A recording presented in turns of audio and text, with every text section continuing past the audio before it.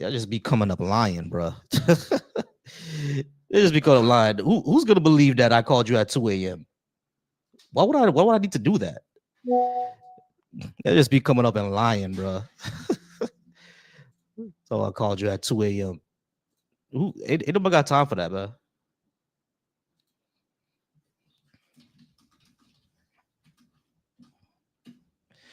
Ain't nobody got time for that.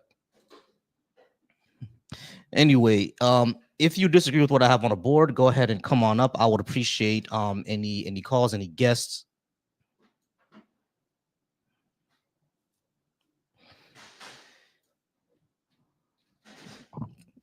Bro really sat here and said that I call him at 2 a.m.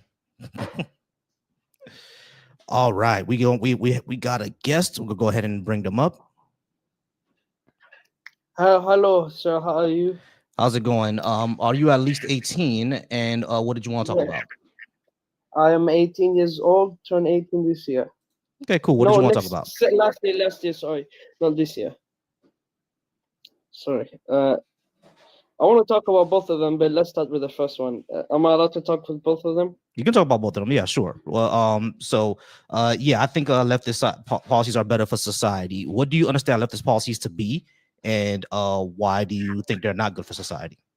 No. What kind of policies you are referring to? That's what we want me to get to bottom of this. I'm There's many talking. policies.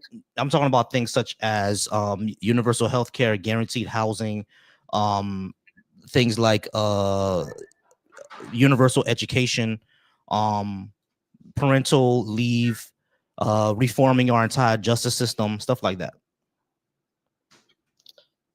Well, I have no problem except for the last one. Okay. Why do you disagree with reforming our justice system? Because our justice system, the way that it runs right now, is just based on carceral punishment, and we've seen that it causes high recidivism. So, Oh, you're referring to the American system. refer to the American system. Yeah, of course, I live in America. Oh, okay. Then I'm not gonna comment on that because I don't live in it. But I do see that it's an unjust system. But I believe I follow my religion. I don't follow any leftist or rightist policies. I follow what my religion explicitly says. Okay. And what does it say? Universal healthcare is a basis of definition. The same way with universal education, as the Prophet peace be upon him said, there's an obligation upon every Muslims to gain knowledge. All And right, how the great. So you agree?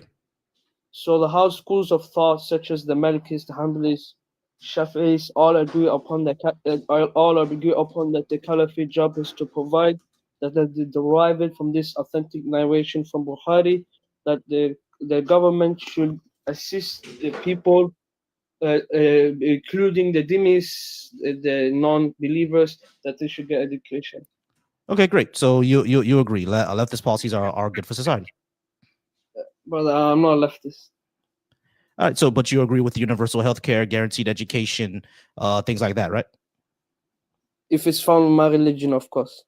If it's from your religion, all right. What if we don't have your religion, but society simply has it? Because like your religion can't run society. That's not how that No, works. it can, because it's from God. I don't believe in a God. So but the thing is the problem with what you're saying is that there's gonna be people in your society that are not a part of your religion and don't believe in a God either. So we can't base it just off your religion. That's why, for example, unless you have the committing a capital of offense or large offensive, you can have your own. For example, we gave the Christians and the Jews the own code laws. For example, the dietaries, etc. In their own community, they're allowed to follow it and practice Yeah, I it don't think we need to freely. do all that. Well, all we need to do is live in a society that guarantees all those things. We don't need to have different codes for different religions. That's stupid.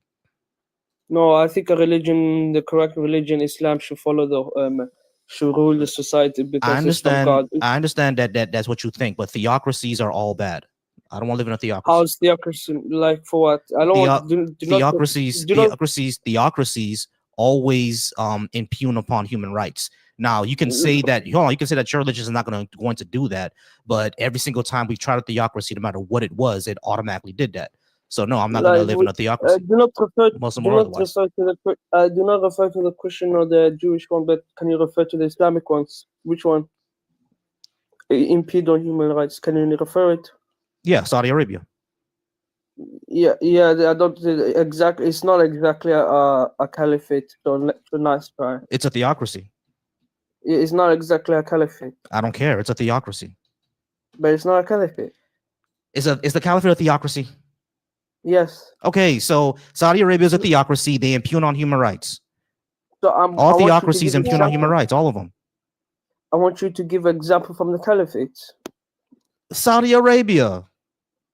There are Muslim countries. They go against. They don't even rule with Sharia mostly. They pick out things from the Sunnah and the Quran, and they leave out other things and include the Western liberalism into the belief. It's just a mix. What So are I you don't talking consider about? them. I'm saying that it's not an actual theocracy. I'm asking Yeah, it you to give is. that example. A theocracy is ruled by religion, and that's what Saudi Arabia is. Okay, so how is it ruled by religion when he goes against the religion himself? Saudi Arabia doesn't go against the religion. His ruling goes against the religion. For example, in 2015, he removed the flogging. Why did he remove that? For adultery. He removed flogging for adultery? Yes. That's actually a good thing. That's not the good thing. That's not. Yeah, it is. Why would you flog someone because they decided to be sexually immoral? So what? Yes, they should. If they done it public and was so-called being caught by 4 witnesses, they should be flogged. Why? You see, you actually proved my point. How is it infringing upon human rights, though? Because is the state abusing someone because they did something they didn't like? Upon what? It doesn't matter. Again, theocracies always impugn on human rights, and you just proved it. No, because you just said if someone cheats on their wife or their husband, they're gonna get flogged in the streets. I want you to give example from it. They could be flogged or stoned, but it depends. But exactly. Anyway. So the death penalty for adultery is crazy. It depends, but there's don't depend. The religion is crazy. There's different schools of thought, but you should, if you don't want to be put to death, don't shit then. But anyway. Yeah, you see, that's insane. That's not insane. Killing people because they did something that we don't like is kind of crazy. No, because it has an effect on society. If everybody decided to cheat, for example, that's not what happens, bro. That ain't what happens. People cheat all the time, and that's not entire society. Yes. May I speak? Sorry if I interrupted you, but I wasn't done talking. Thank you very much, sir. I appreciate it. So, for example, when people have more of a sexual immorality, when countries after the Napoleonic Wars spread ideas upon secularizing states, when people remove the church and mosque. Although I don't go by Christian faith, but I'll use the example to make my point. People used to have sex everywhere, whether it's woman or man. It's equally on both. And guess what? So much diseases, unknown diseases, decided to compare just because of having too much sex, such as AIDS and AIDS, etc. This is the thing, and this is why in Ahlul Sunnah wal Jama'ah in the Quran, this is why the Prophet said that in the future this will happen. There will be moral decay. Therefore, there's need to be a harsher punishment to prevent this. No, but bro, this is what I'm saying to you. All right, harsher punishments do not stop that. People are still going to. It was okay. I'm just taking ops for now. We're waiting for a phone call. People are still going to be going to cheat on their wives, whether this happens or not. That's number one. But saying that you're gonna kill somebody for it, it doesn't stop the behavior. And number two, you can stop that behavior without killing people. We in the United States right now, affairs are in the minority of things, right? Affairs still happen, but they're in the minority. You're never going to stop all affairs. It's not gonna happen, bro. Affairs is not is a part of Western cultures. Like many women and men equally do it. This is because there isn't a definite punishment for it. However, if there's a harsher punishment, such as flogging or upon the stones, or like for adultery, then people will do it less because they are afraid, as they should be. You should not Yeah, commit this. Don't do it. and that's a human rights violation. Whatever you want to define it, that is not human right violation. You just proved to me how a theocracy would impugn on human rights. Okay, so I want you to give an example from one of the caliphates. I don't want you to refer to the Saudi Arabia or any. I'm going off of what you just said. Literally going off what you just said. I'm literally going off of what you just said. You just said this. You just said that in your imaginary caliphate, cheating on your spouse will be the death penalty. As it should. Is that a problem? Yeah. Is that a problem? It's a problem because people shouldn't die for doing something that there are things that are, for number one, I just don't believe in a death penalty. I don't believe the state should be killing people. But number two, I don't believe that people should be dying. I don't think people should be killed for doing something that we view as just unethical, right? Cheating on your spouse is unethical. We all agree on that. But does that unethical practice rise up to dying? No, it doesn't. I mean, number one, number one. For you to get that sentence, there has to be several witnesses. There has to be several layers. Can people lie? Okay, yes, this is the thing. There's the problem there. Yeah, but there's no. That's your problem there. No, you stop. No, it all stops there. It all stops there. It stops there. No. Listen. It stops there. The moment I say, hold on, the moment I ask you, can people lie? It stopped there because you said you need to have. Hold on. You said we need to have 4 witnesses. All 4 of them could just lie. So now you have a problem. Now you're just going to put people to death for no reason. Can I speak without being interrupted? Because I was about to answer. No, this is because this punishment is nearly impossible to be upon acted unless she was doing it on site. Because these 4 witnesses have to have a trustworthy reputation. Number 2, they have to see that penetration with their own eyes going in. Exactly. Zaydo,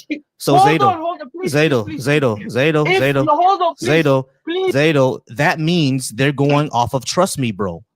No, please hold on. No, I'm not holding on anymore. Listen, the issue with what you're saying is that it's all based on trust me, bro. That's what it's based on. All you gotta do is get 4 guys who doesn't like a woman and say, I saw her cheat with this guy over here and I saw the penetration. They can make this shit up, bro, and you kill an innocent person. No, you and I both know that's a possibility. This is why I said this is an impossible case, because there has to be a reasonable justification. If they say, oh, I saw this person doing it, and the victim argues that I did not do it, then it is upon the judge to believe on the victim.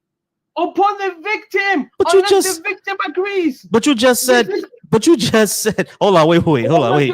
Let me get this straight. Listening to me, are you making your own you just said in these. So wait. Hold on. So hold on, wait. For adultery to get the death penalty, it has to be 4 witnesses, and the person who's going to die has to admit to it. Yes, because in Islam we believe that, for example, adultery, a death penalty will forgive your sins in a way. Otherwise, if you lie upon knowing the adultery, you're finished in the afterlife.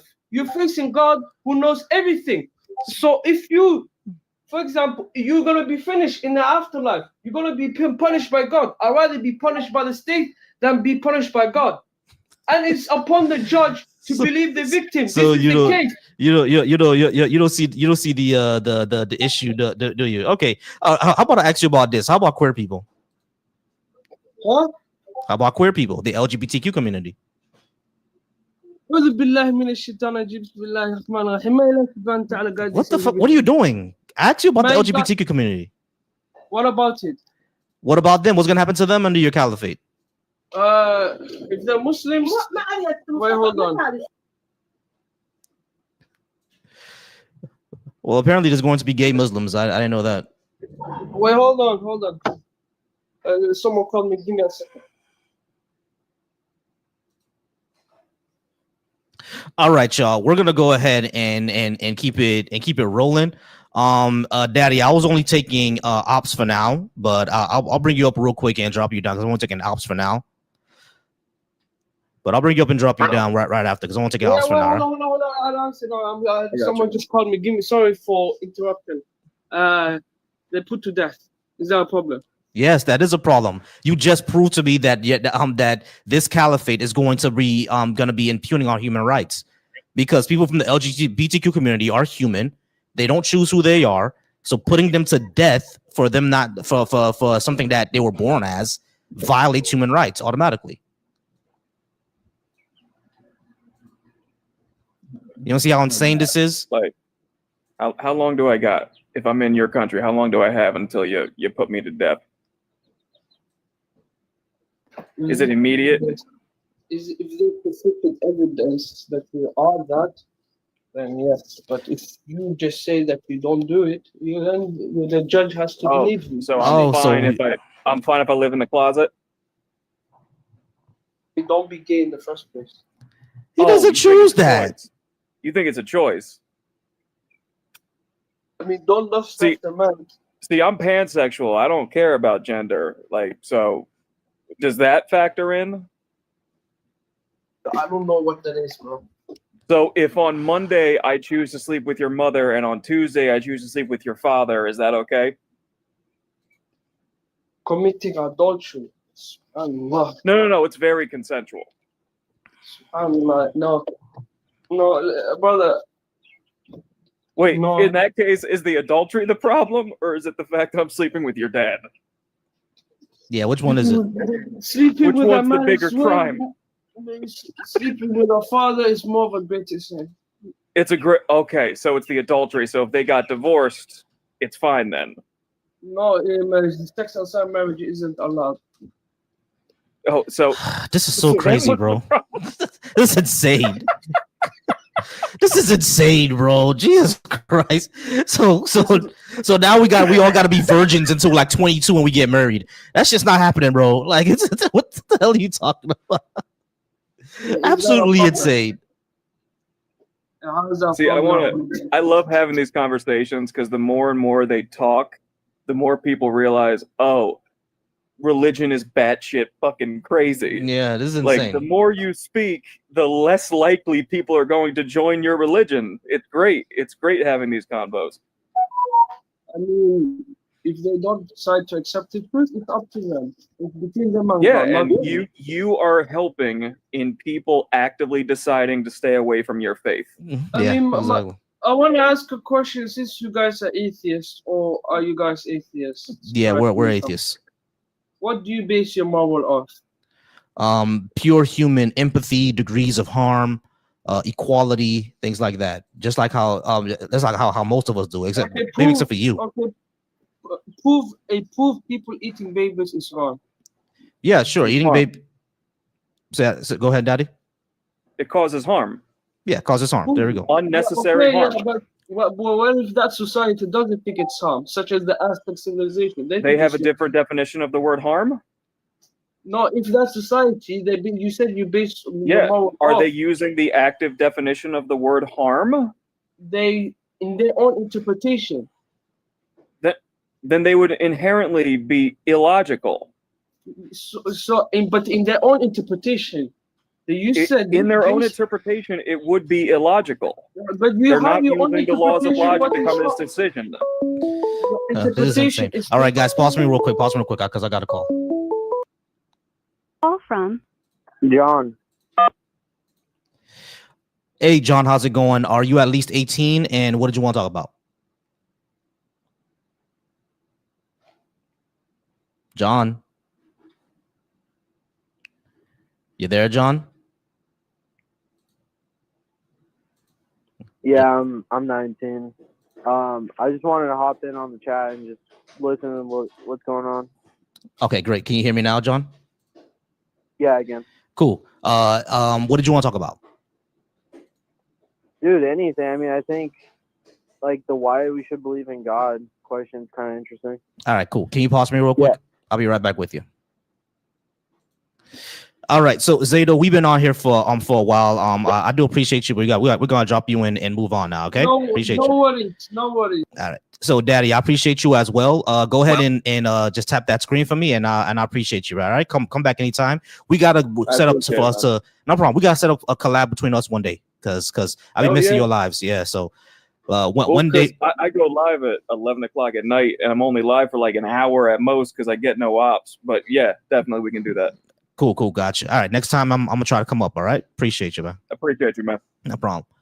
All right, Lawrence, I'm gonna get to you next. Let me just go ahead and talk to John over on my phone line, and I'll get to you. Okay, appreciate you. For sure. All right, John, how's it going? Over on my phone line, we have John. I think he said 31. No, 19. Okay, John, 19. And you want to talk about number 2, right? Why should I believe in God? Yeah. All right, cool. Yeah, I don't think that there's a good reason to believe in a God because I don't have any evidence that it's true. Excuse me. Why do you think I should believe in a God? Because I think, like, if you believe in science, you're pretty much putting faith in something. So even if you were to be an atheist, it's not really possible because one way or another you're an agnostic. I have no idea how do you even get to that conclusion. I don't put my faith in science. Science is a process, so there's no faith to be put there. It's basically how we find the reasons for the phenomenon that we see, right? That's what science is. How is something that I'm actively doing a faith? That doesn't make any sense. What do you mean by that? Clarify. Okay. I'm trying to figure out how do you get faith from a process, because that's what science is. It's just a process. Well, it's more like what's the point of even being part of Earth? Like, what's the point of existence if there's no point in? What's the point of existence? Whatever point that we make, whatever we decide our point of our existence is. So pretty much you're your own God, is what you're saying. I'm not saying I'm my own God. I'm saying I make my own point. Why can't we do that? Why can't we make our own process? Make your own point. What? Okay, so you're saying that you're creating your own. You're pretty much creating your own life based on how you want to perceive it. Yeah, I'm basing faith. No, I don't need faith. Yeah, I'm basing my life on being as helpful and as loving as not causing uplifting human well-being as much as possible and not causing harm, et cetera, things like that. We don't really need faith for that. Okay, like, do I need faith to be a good person? Where do you think those traits come from? What? Do I need faith to be a good person? Right. No, you don't. Right, exactly. So where do those traits come from? What traits? They don't come. No, because human beings don't have you can't have conscience without divine power. You can't have conscience without divine power. How do you know that? You can't, because it's based on faith. You need to have a higher power. Wait, hold on. Wait, stop. Wait, slow down. You need to have your slow down. You just said you can't have consciousness without a higher power. How do you know that? Yeah. What evidence do you have that that's true? How can you manage to make a decision based on loving and affection without having yourself tell you that that's wrong and that's right? What? What are you saying? So if you were to be like a burglar and you went into, I don't know, gas station, you went to rob someone, how do you, what is the part of you that is saying, oh, this is correct or this is wrong? Empathy. That's called consciousness, is that not? Yeah, that's your empathy. But those traits come from the Creator. They don't just come from your hold on. There's a problem. Hold on. There's a problem. There's a problem. John, slow down. You just made a claim that you cannot prove. How do you show that our empathy comes from this Creator that you just made up? How do you do that? Because from what we've seen, social animals, basically all of them, have a form of empathy. Like elephants have empathy for each other. That's exactly my point. It's because everything is created by God. So you just proved my point. You actually have to prove that a God exists first, and then you have to prove that He created it. Okay, prove that a God exists first. So what do you believe in? How do you think we got here? What do you mean? What does that mean? How do you think things were created? What does that mean? Why do we exist? Are you saying what happened to existence? What made existence existence? Yeah. Oh, from what we've seen, the universe expanded from a hot dense state. Pretty much it. Okay, well, where do you think that theory comes from? Well, I think that theory comes from. What do you mean? Who created that theory? What was the Big Bang Theory from? Who created it? George LeMaitre. Who? George LeMaitre. Okay, so a Christian is what you're saying. Yeah. So. He was a renowned Christian who created a theory that science used to try to prove that there was no God. But the Big Bang doesn't prove that. Hold on, listen. The Big Bang does not prove. Hold on. The Big Bang does not. Hold on. Stop. The Big Bang does not prove that there is a God. All George LeMaitre did was so that the mathematics shows that the universe was compacted at a certain point in time. That's all he did. It doesn't prove a God. You're saying, okay, but even that's what I'm trying to get to, dude. Is that like, if you're saying that there is, if you're saying that the universe was created by X, Y, and Z, correct? And by the way, this is a study and a theory. It's not even a fact. Okay, science just made it a fact because they can make a fact based on whatever they want. No, they can't. That's not how that works. Yeah. John, do you understand how science works? John, do you understand how science works? John, hold on, John. John, listen to what I'm saying to you. John, slow down, bro. I need you to slow down. John, I need you to actually slow down because you're just going a mile a minute. John, relax for me real quick. John, relax for me real quick, bro. Please. I'm asking you nicely, please, to relax for a second because you're going a mile a minute. You're doing it again. You're going a mile a minute, bro. You have to actually slow down and think about what you're saying here. Yes, George LeMaitre was a Catholic preacher, and through his mathematics, he showed that the universe was compacted at a certain point. And yes, he was one of the leading people because at that time, physicists were arguing, is the universe static or is it expanding? And they didn't agree. And George LeMaitre, his mathematics will show that, yes, it is expanding. That does not show that a God exists. He was a physicist. He did the math, and he said, listen, this is what the math is showing. And not only that, he was just in a camp. There were two camps of people who were saying that the universe expands, and there was another camp of people who were saying that the universe is static. George LeMaitre was part of the camp that said that it expands, and he was able to prove it. That's all he was able to prove. That does not show a God exists. That's the first thing. How do you? Okay. So if you're saying that the universe expands, which is now proven, how do you think the universe was created? What created the universe? Oh, I don't know. I don't know where the hot dense state came from. That's what I'm trying to say. There had to have been a God because okay, so prove it. A God. Okay, so prove it. I'm trying to tell you, but if you could stop interrupting me and telling me that I'm going too fast, then I could prove it. Okay, what mathematics did you do to show that the hot dense state came from a supernatural being outside of space and time? What did you do? So, in order for you, okay, I'm gonna try to go as slow as possible, okay? But please don't interrupt me. I just need you to tell me which mathematics I should use to do that. I will. Okay, cool. The only possible way of creating something that we do not understand how it was created was by showing that there was a God. A God is the only thing that you can use to put in that place. For example, you can say, oh, okay, so if you're going to say that the universe was created by God, then what created God? Well, you just said that because God is supernatural, his powers are unlimited. He can do whatever he wants.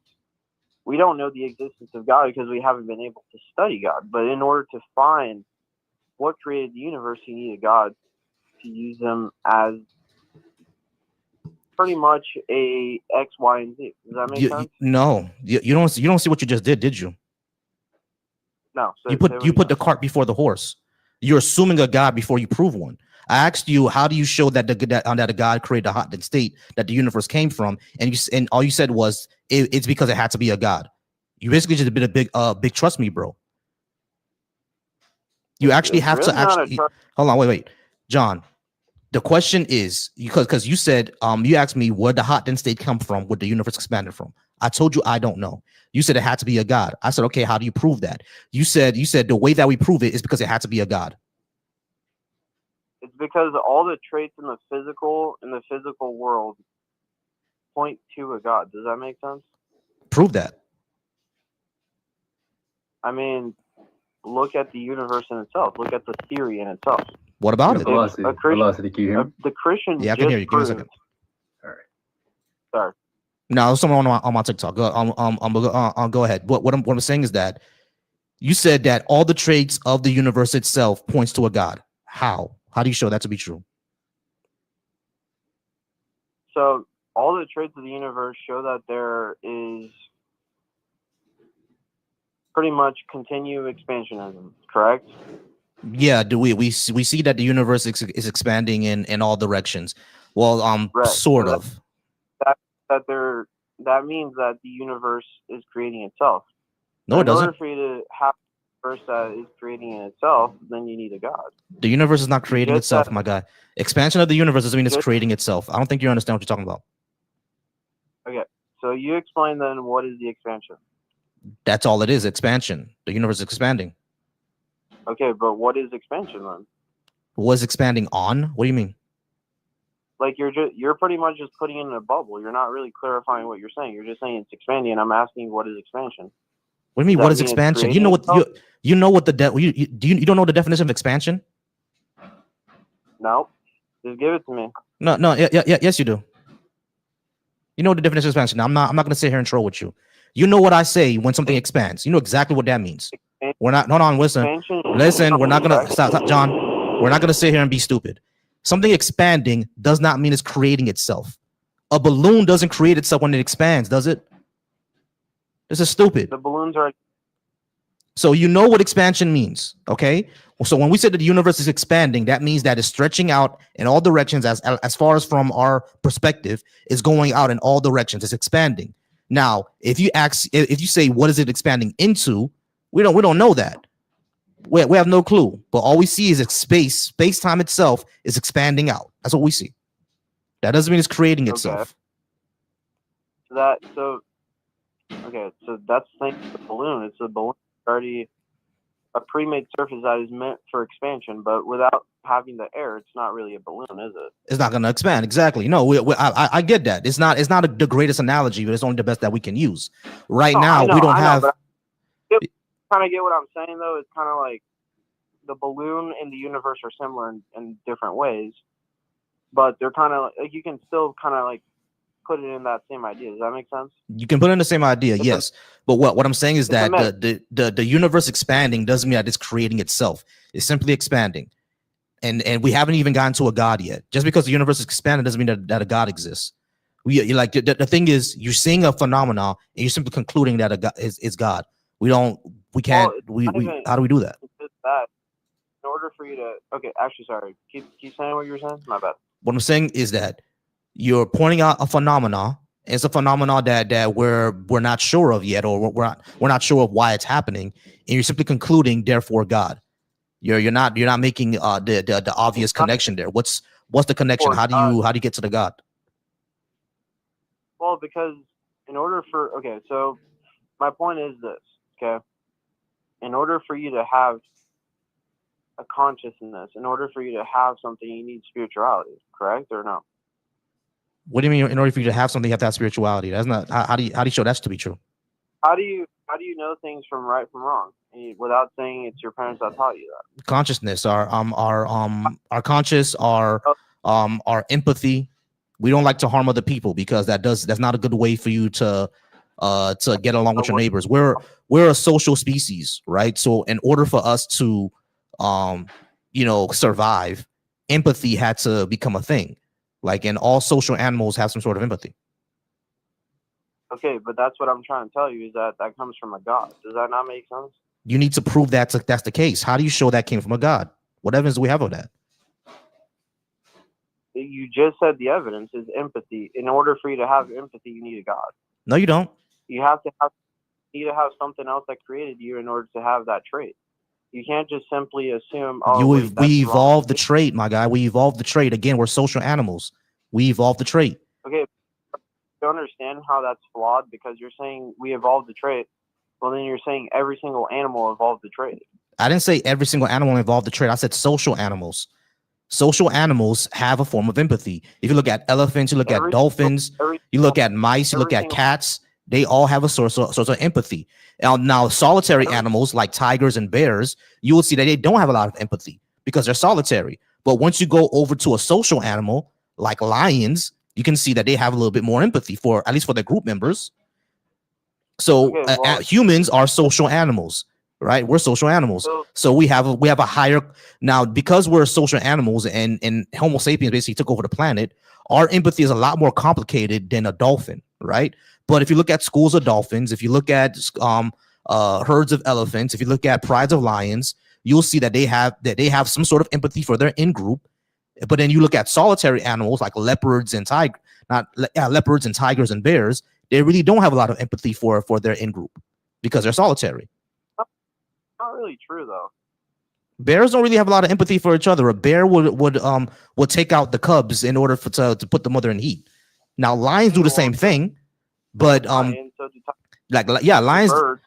Not really birds, but what was I gonna say about it? Yeah, tigers will do the same thing. They'll take out the cubs. Lions do the same thing too.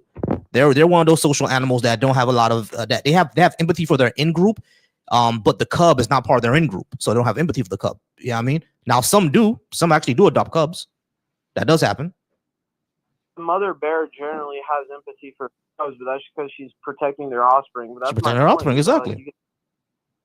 Listen, you can say the same for a human. Like for example, you could say the same for a bad person. Like you'll have a bad guy who doesn't want offsprings of a certain group of people. Right, you could say the same for let's say radical racist or something. Right, he's gonna want to target a specific group of people. You could say the same for a bear. Right, but the thing is with the racist people is that they were conditioned to not have empathy. Like if you take a KKK member with a 5-year-old and a person who's a Black Panther with a 5-year-old, and you put those two kids in the room together, they're gonna start playing with each other. It's the parents that load the hatred into them. The kids don't see that. Well, I mean, to be fair though, that is true that their parents taught them to grow up a certain way. So exactly, and that came from their parents before them. Yeah, but that still doesn't really answer the empathy question because even those people have empathy within their own group. Right. What I'm saying is that the reason why you have people who are prejudiced towards others is and want to, commit genocide on them is because they've been conditioned to not have empathy. Yes, but that's my point though. Is where does empathy come from? It's innate. We're born with it, bro. Except for people with ASPD. Okay, so if you're born with it, where does it come from? We evolved it. This is like saying where does your eye color come from? We evolved it, bro. We evolved empathy. That's where it comes from. We're just gonna disagree on this, but all right, we're out of time, y'all. I'm gonna go ahead and move on. I do appreciate y'all being here. Y'all keep liking the live, keep sharing. Over on the Deconstruction Junction, I do appreciate y'all there. I appreciate y'all over on Deconstruction Junction. Y'all amazing. Over on the Volsy Thoughts channel, I appreciate y'all there as well. Y'all amazing. I don't know why you're saying game over for, but okay. On Volsy Thoughts on the Black Atheist Coalition, I appreciate y'all. Y'all amazing. Thank y'all so much. Thank y'all so much for watching from the Deconstruction Junction as well. All right. We're gonna talk to Who Grew. I'm not sure how to say your name. Oh, you're good, man. Velocity, how's it going, man? How are you doing today? I'm all right. All right. So are you at least 18? And what did you want to talk about? Yeah, I am. I'm 23. And I wanted to talk about your second point. Why should I believe in God? Sure. Why should I believe in a God? The recent conversation you were having with John, I heard you kept saying, what's the proof? Is that correct? Yes. Well, what evidence do we have? What evidence do we have? What do you look at as evidence or proof? Something that you can see or hold on to? Not necessarily. Evidence would be something that's testable, repeatable, demonstrable. testable, repeatable, and what's that last word again? Demonstrable. Okay. Something that's testable. What does that environment look like? It could be in a lab, or it can be in a field. In a home, right? It could be in a like home in a too. home. All right, thank you. The second one we said. Can you repeat the second one? Testable, repeatable, meaning that you can repeat what the last person did to get the same results.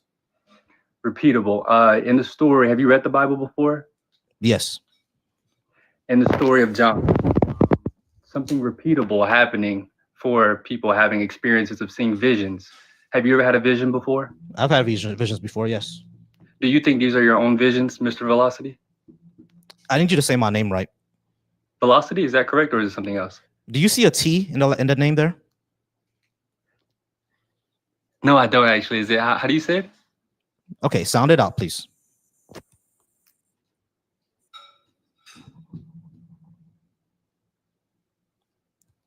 It's 5 letters, bro. It cannot be this hard. It's Volsi. Jesus Christ. Okay, my bad. I'm sorry. That's not in the dictionary, so that's a new word for me. Volsi. I like it. I like it though. That's a nice name. Repeatable though. In the story of John, having a vision, being able to see the supernatural without looking. And you said that you've had a vision before, right? Yes. Okay. In your visions, do you think you're operating in control of these visions? Do you think you have control over what you're seeing? Not necessarily. Sometimes I've had visions too. It's sometimes what your brain does, but visions won't be something that's repeatable because you can't repeat my vision. Well, no, what I'm telling you is in the story of John. That's what I started off with.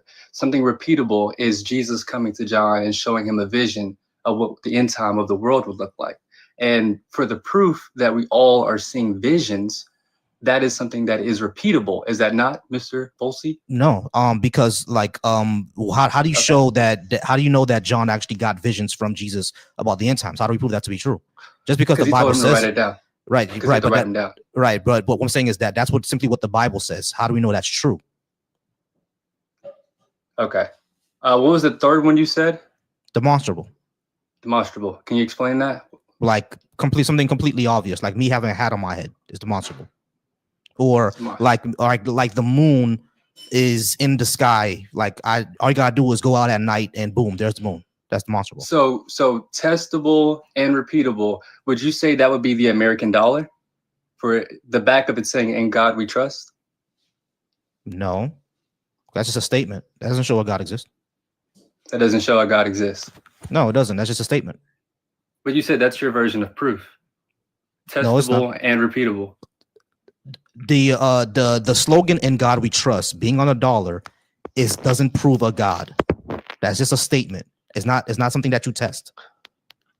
We have tested. What do you mean we have tested? How do you test "In God We Trust"? How do you test that? Well, you have trust in something that you're reading and you follow what you're reading. Do you deceive yourself or do you believe what you're reading? What? What are you saying? Listen, bro. Having "In God We Trust" on our money is not a testable, repeatable evidence for a God. That's not how that works. It's simply a statement version of truth. No, it's not. No, it's not. No, it's not. You said no, it's not. Hold on. I said, hey, what is truth? Listen, what is truth for you? listen to what I'm saying to you. Go ahead. "In God We Trust" is a statement that was put on the dollar bill in the 50s. That is not a testable, repeatable, evidentiary field or lab experiment for a God. It's just a statement that we put on a dollar. It's not an experiment, bro. What are we saying? They could have put "In genies we trust." Would that have been proof of genies? This is stupid. And he ran. All right, guys, we're gonna go ahead and keep it. We're gonna keep it cooking. I do appreciate y'all. I do appreciate everybody being here. All right, if you're over on the Deconstruction Junction, once again, if you'd like to call in, the number is right there on the board. It is pinned as well. Cold Blue, that's your name, Cold Blue. Go ahead and call in. The number's right there. You can go ahead and call in. We can go ahead and talk about that. If you're watching me over on the Deconstruction Junction, if you're watching me over on Volsi Thoughts, number's right there. You guys can go ahead and call in. If you're watching me over on the Black Atheist Coalition, phone number's right there. You can definitely call in. If you're watching me over on Facebook or Twitch, once again, the phone number is right up top. You can call in and I will appreciate you. I will appreciate you.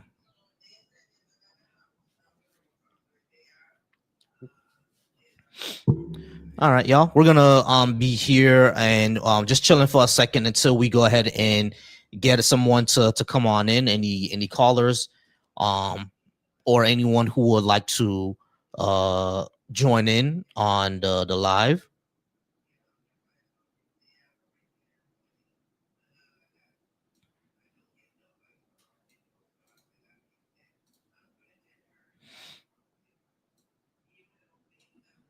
Go ahead and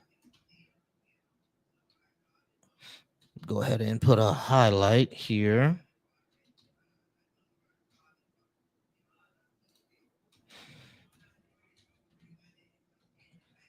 All right, y'all. So we're just waiting around. We're gonna go ahead and see who can go ahead and come in. Yeah, that guy's delusional. I have no idea what was happening there. Have no clue what was happening there. That guy's really delusional. The guy's completely delusional. Anyway, once again, All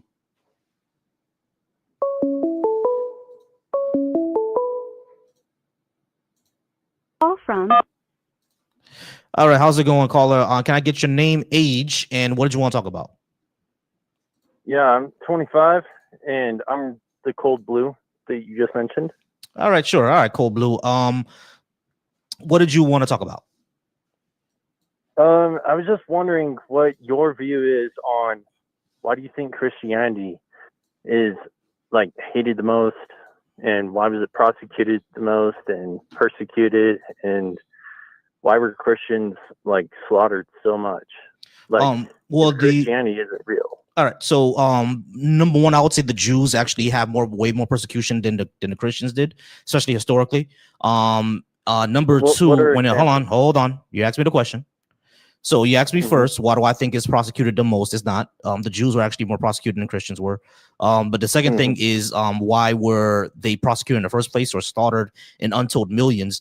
That's because of course it's because of sectarianism. When it comes to like the ancient Romans, Christians were kind of like a danger to their basically their political system, essentially. So the entire political system what was based on god kings, like the emperor is the one who rules. If you're worshiping some sort of other god, then that's a threat to their system, you know what I mean? So that's why they went after them.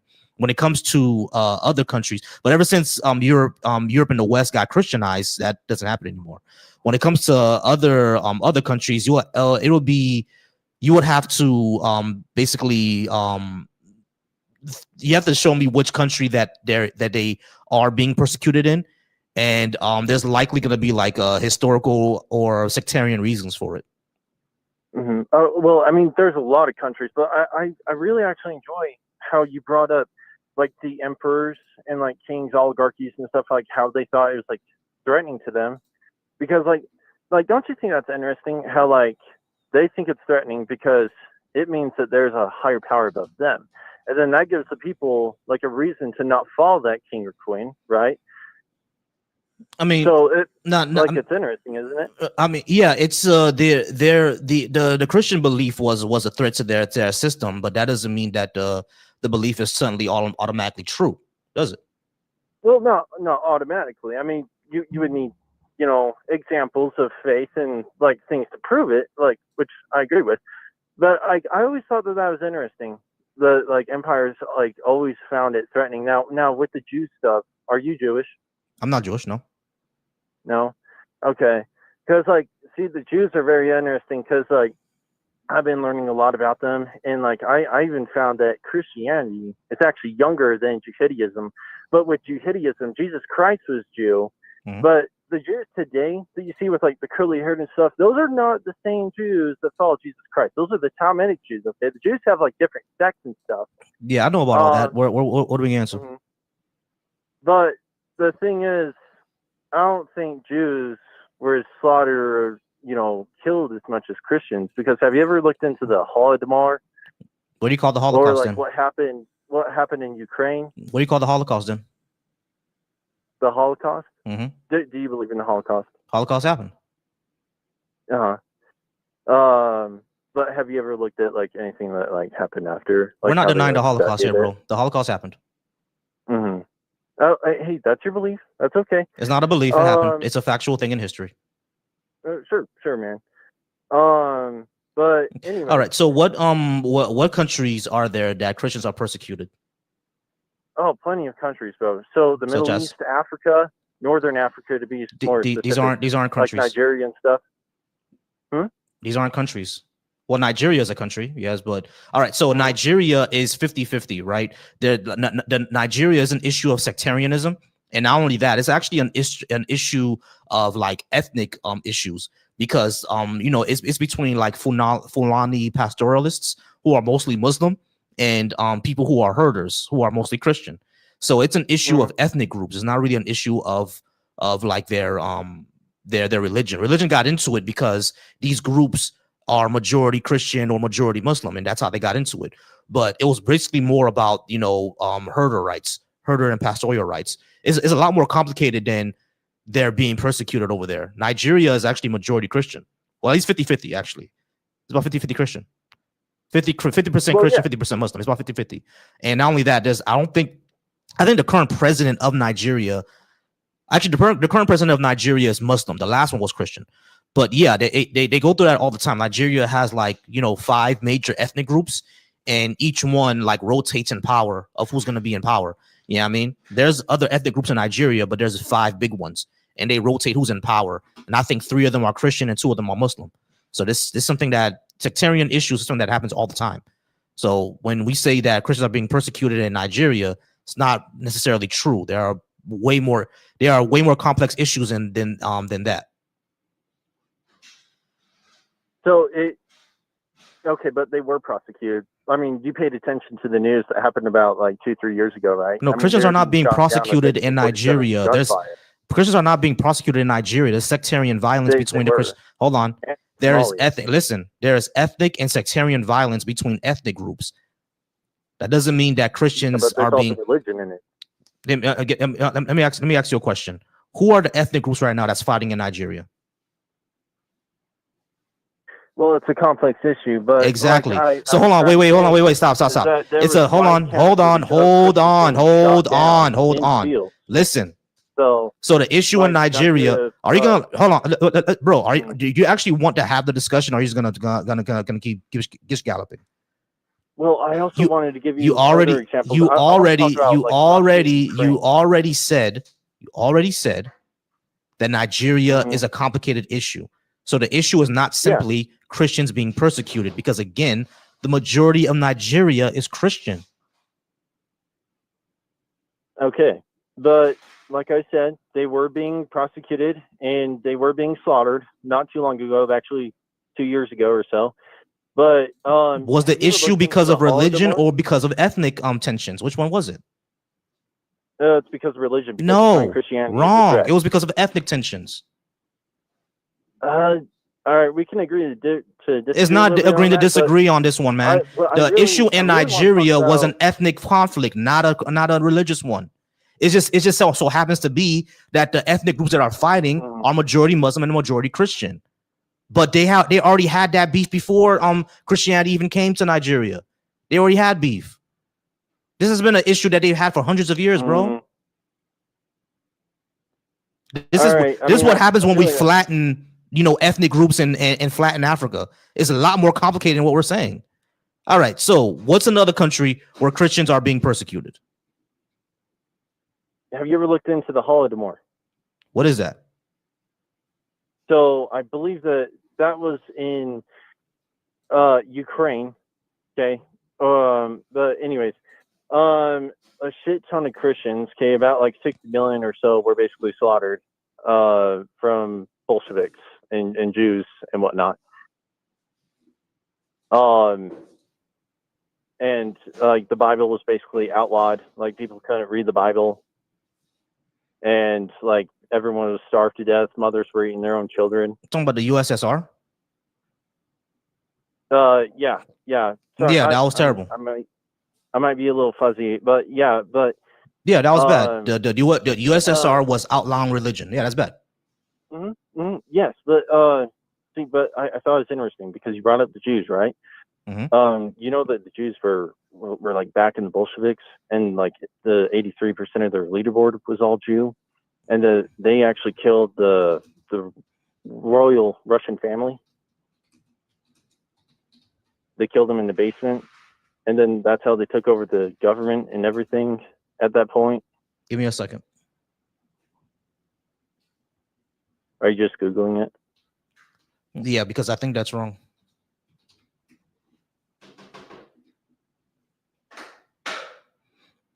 Yeah, this is propaganda. About 20 hold on, about 20 of the Bolshevik members were Jewish. So this is just basically just propaganda against Jewish people. But the second thing that I would say is that when it comes to Anastasia and her family, the Bolsheviks did kill the royal family, right? And like no one's denying that. But this was already within the midst of a conflict. They already like overthrew the family, like the communists or revolutionaries. They already had already overthrew the family. It wasn't even Lenin. Lenin didn't say to kill the family. That wasn't his demand. He didn't say to kill the family. Those people just did it on their own, and that's what kicked off the. I think a few years after that, that's what kicked off the Russian Civil War. But yeah, when it comes to the Bolsheviks, like the leadership, yeah, it's exactly what I thought. Like they were not 80% of them being Jewish is no, that's not what happened.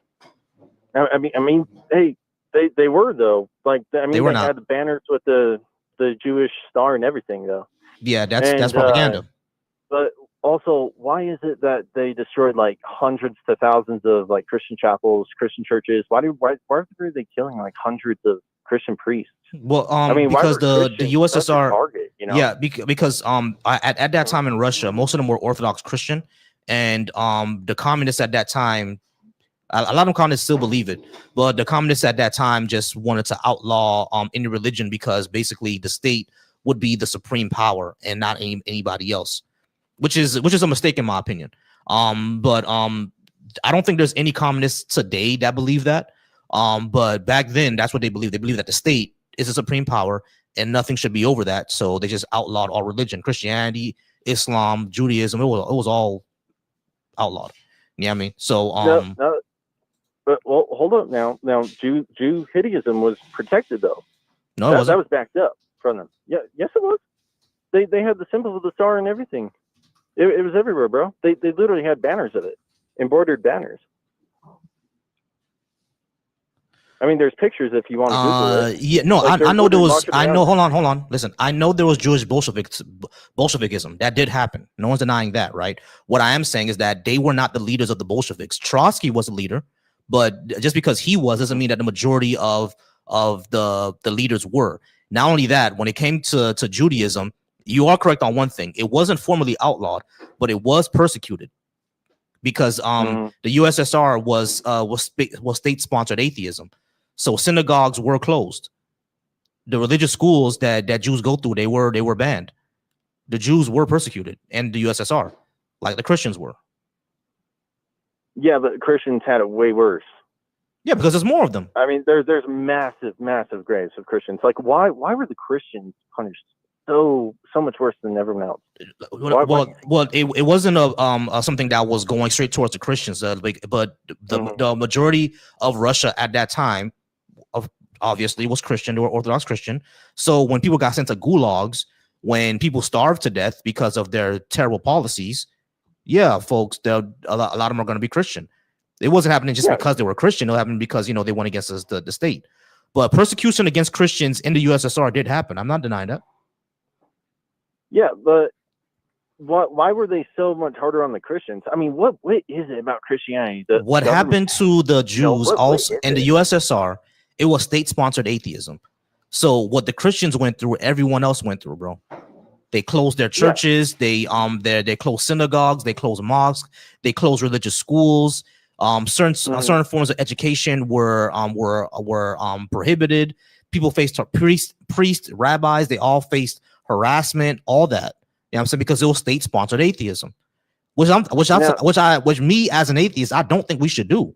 I don't think we should do that. That's because that's crazy. But it wasn't something that we're going after the Christians specifically. Is it that Christianity was the largest one? Yeah, but now that was interesting. You said you're atheist, right? And you said that we shouldn't do that. Now, do you believe that we have a right to religion, right? People should be able to believe in that. Of course you do. Okay. So you have sympathy and empathy for them, right? Yeah. Okay. But like, you're against like big government and such, like communism and socialism and whatnot. Because like, I'm a socialist. I'm not against. I'm not not against that. I'm a socialist. Okay, because I was going to let you know, like Jews, they did invent that concept, that economic concept. No, they didn't. They did, sir. You saying that Marx was? If you I'm not sure if Marx was Marx Jewish. You know, he backed him up. I don't think Marx was Jewish. A Satanist. He actually admired Satan. Actually, yeah, Marx was a Jewish. Well, Marx was not. What Marx was born into a Jewish. He was Jewish descent, but he was not Jewish by faith, but he was Jewish by ethnic group. So Marx was Jewish. Yeah, that's correct. That's correct myself. Yeah, Marx was Jewish. But here's what I would say. Right, they didn't invent the concept of socialism. People were already doing it. Like over in Africa, right? There were kingdoms in Africa that were already doing a practice or a form of socialism that Marx simply wrote down. Yeah, I mean, he just simply formalized it. But people, there were groups in Africa already doing socialism. Yeah, but did they get that from him? Did they learn it from they him? Didn't. No, they didn't. It was socialism. They didn't. Hold on. Listen.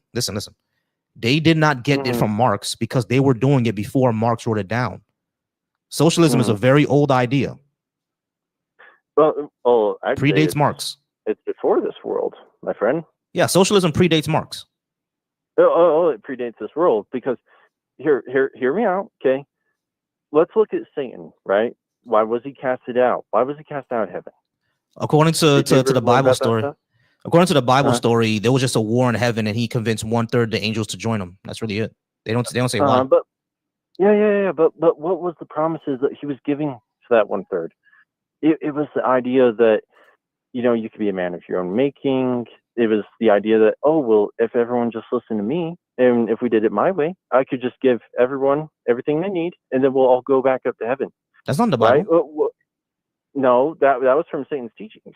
That was the war in heaven from the war of tongues. Okay. Right. Hold on. Wait. Hold on. Mm-hmm. That's not in the Bible. Where are you getting that from? That's in the Bible teachings. That's in Christianity teachings. That Satan was preaching this kind of stuff. Okay, hold on. Wait, hold on. Slow down for me. I'm asking you what you just said right there, how Satan was able to convince the 1/3 to join his side by preaching socialism. Where is that in the Bible? That's not in the Bible. It doesn't say socialism specifically. I know it doesn't say socialism specifically. The context, it's what I'm asking is, I know it doesn't say that specifically. What I'm asking is, where in the Bible does it say that Satan was able to convince 1/3 of the angels to join him by preaching this certain message? Where does it say that? Because all the Bible says is that there was a war in heaven and Satan got kicked out with the 1/3 of his angels. That's all it says. It doesn't say what actually happened to cause the war. It was the motives for why God casted him out. It was during the war in heaven. Right. Where in the Bible does it say that? Oh, there was a war and then he was cast out. Right. No, that's all the Bible says, though. I'm asking, where'd you get that from? It was talked about for like a part of the motives and stuff for why God casted him out. Okay. Listen what I'm saying. So listen to my question. Where in the Bible does it doesn't say that anywhere in the Bible what you're saying. So I'm asking you, where are you getting that from? Well, okay, but what Bible are we talking about? Because any Bible, bro. Which where are you getting that from? Which book? Where are you getting that from? Well, I tend to try to follow the older versions of the Bible, the ones that aren't really as watered down. So I don't really follow the King James. I try to stick with the older ones. So like Ethiopian or stuff like that. You can read Geese? What? You can read Geese?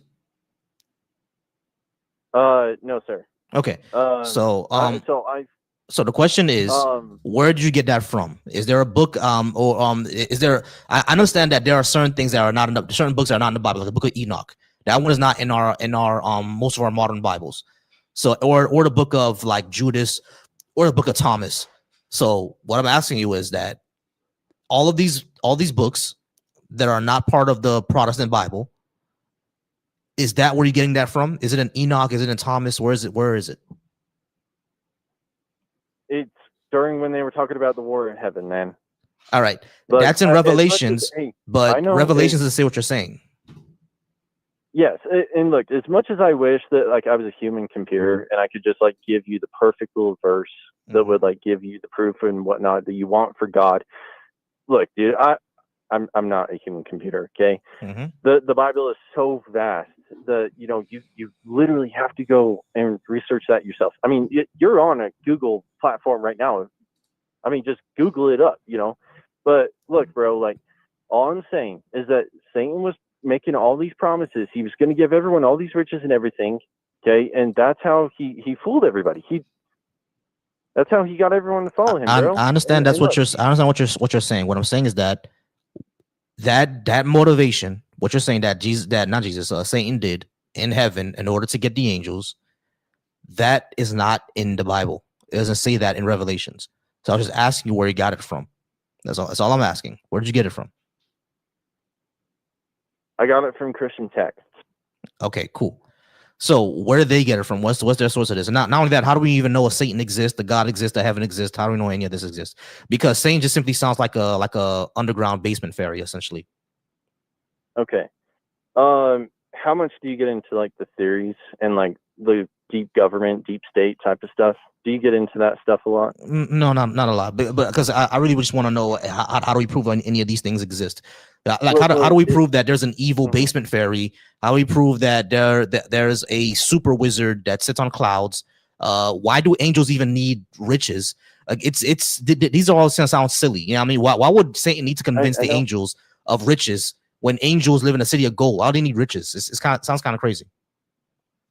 Because he thought that he could give them a better way than what God could have given them. Okay.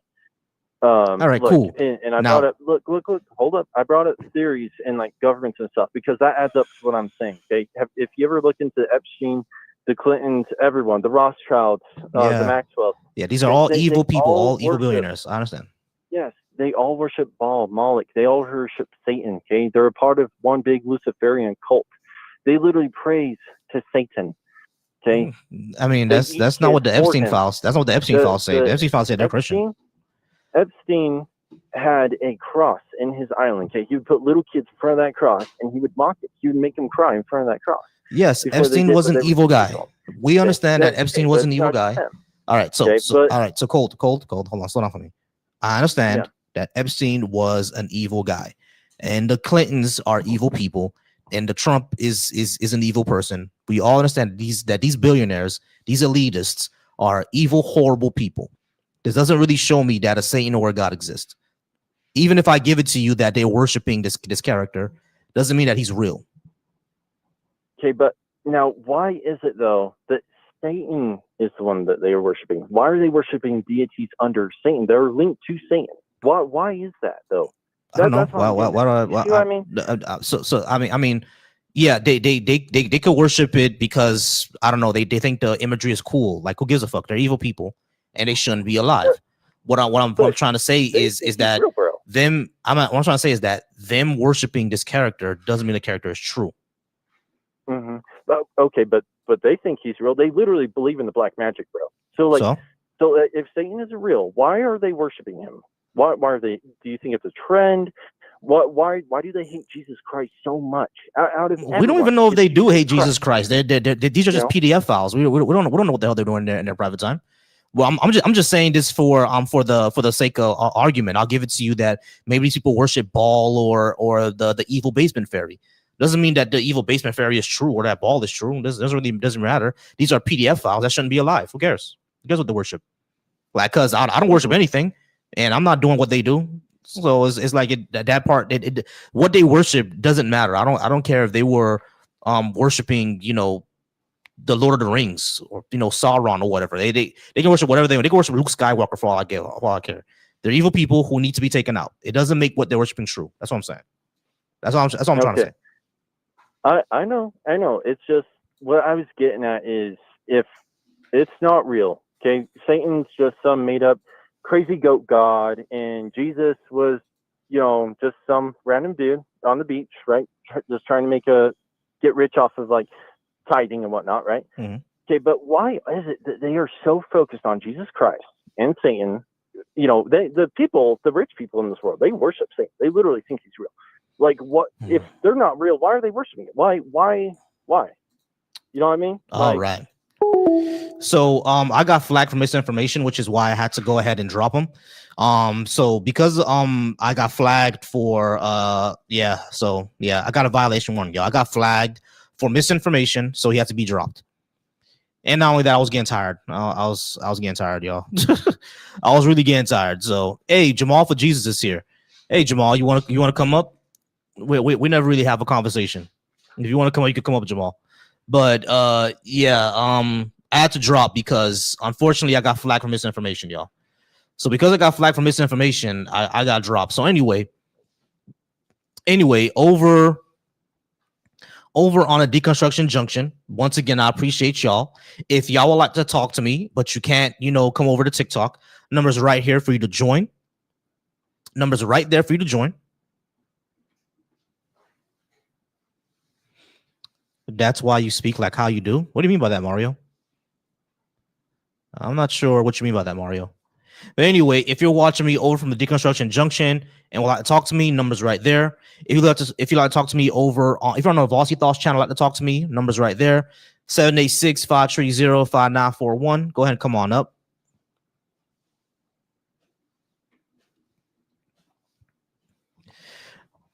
Lawrence, you playing with me?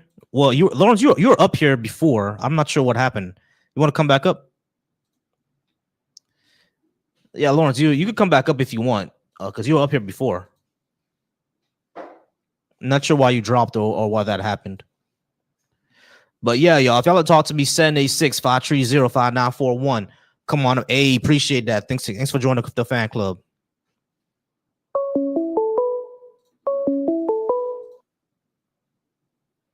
From Rob. All right. Can I get your name, age, and what did you want to talk about? Yeah, so my name is Rocco. I'm 25 years old. Rocco, 25. What did you want to talk about? So you said that the leftist policies are better for society? Yes, leftist policies are better for society. Do you want to know what leftist policy I'm talking about?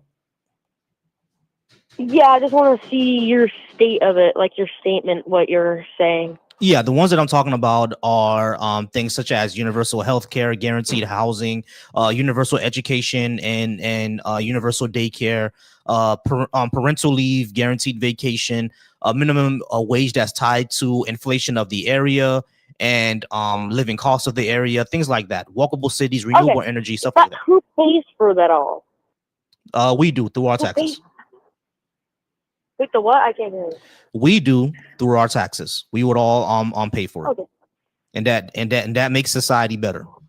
Because even if your taxes are 45%, if you're still able to, like, if when you have a child, if you're able to spend 6 months with them, bonding with your child, and you still get guaranteed vacation days, and not only that, your job is only 15 minutes away from you, and not only that, you don't have to worry about healthcare or your kid getting sick because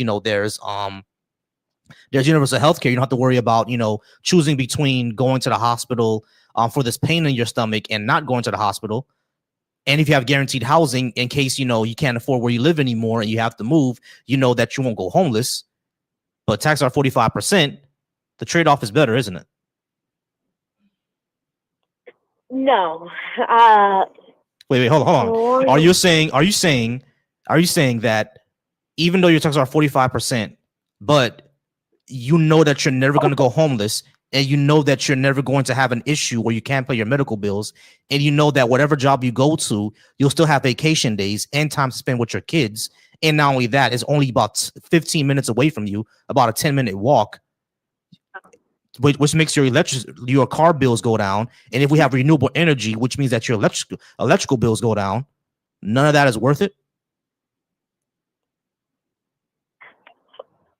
Okay, so I agree to a certain part of that, but it's just like Rocco, how old are you? 25, What year were you born? 2000. You were born in 2000? Uh-huh. Yeah, you sound extremely young. Okay, so What's your pronouns, Rocco? he, him. Yeah, I don't believe you're 25, man. I definitely don't I believe you're don't- 25. I definitely don't believe you're Okay, you 25. mental midget, shut the fuck up. Nobody gives a fuck. Yeah. Anyway, Mario Brown, go ahead and come on up. We can go ahead and talk. Lawrence, you were here earlier, so you can go ahead and come on up, Lawrence, if you would like. I'm not sure what happens for it to make you drop, but Mario Brown over in my TikTok comments, go ahead and come on up. If you're watching over from my channel Volsy Thoughts, once again, I appreciate you. Go ahead and come on up. Hey, what's going on, Frequency? So, and if you're watching over from the Deconstruction Junction, definitely call that number if you'd like to speak with me.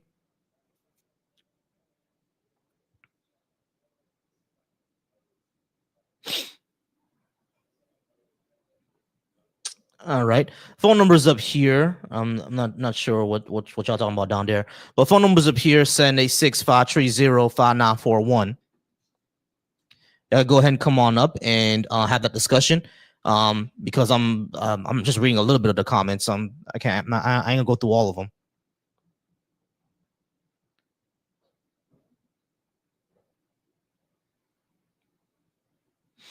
All right, and I appreciate you for watching me on Twitch. Appreciate you if you're watching me on Facebook. Appreciate you if you're watching me over on the YouTubes. You know, what's funny about Deconstruction Junction is I get a whole lot of people commenting like I'm gonna see it, and I always tell them, y'all could just call them the number because I'm not gonna see your comment. By the time I get to the screen to see your comments, it's gonna be like you're gonna be gone, or you're gonna say something else by that time.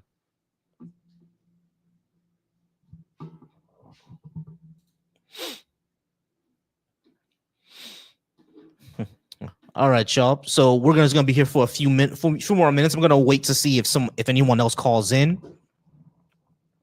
We're gonna wait to see if anyone else calls in, or if we get another guest here over on TikTok. Y'all go ahead and tap that screen, please. Tap that screen. Tappity tap. We're gonna go ahead and tap in. We're gonna go ahead and tap in and tap that screen and see who else we can get. I'm probably gonna be live maybe for another 10 to 15 minutes. We gotta finish cleaning up the house. Man, I gotta clean up back here. I gotta clean up my computer area a little bit. But yeah, y'all, the phone line is back. So that's what we're gonna be doing. We're gonna be doing the phone line for a while now. Y'all keep tapping that screen, y'all. We're just gonna go ahead and wait for another guest. All right, and we got one. We got another guest coming up. All right. How do you say your name? Paratheus? Yeah. Give me 1 second, Paratheus.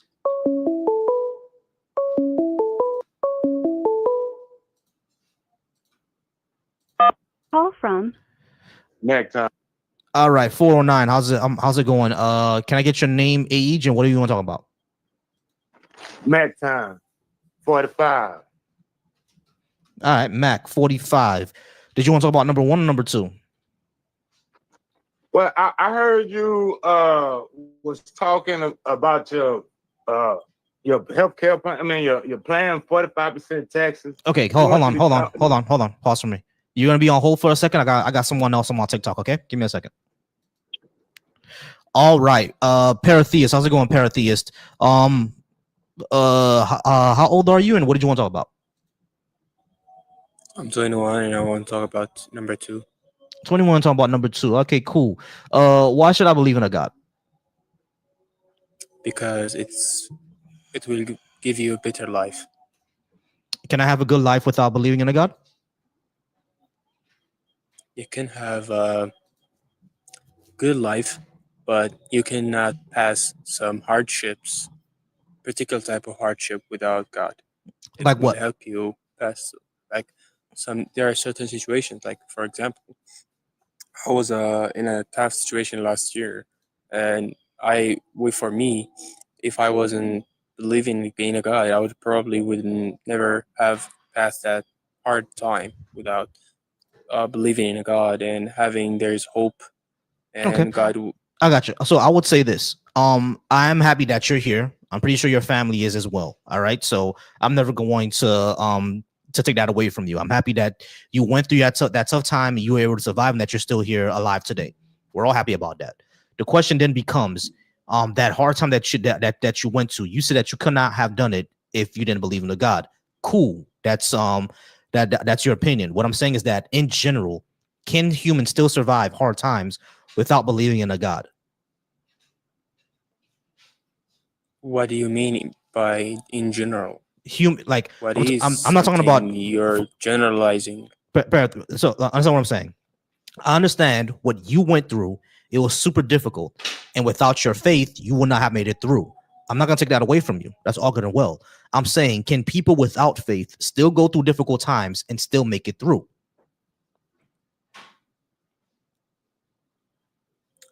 I would say that it will be really hard, but they will probably pass that hard time. But it will be really, really hard for them to pass it. Yeah, but if they it is. believed in God, they believed in God, the pain will have something to hope for. You're saying that know, you're saying that you can only hope if you have a God.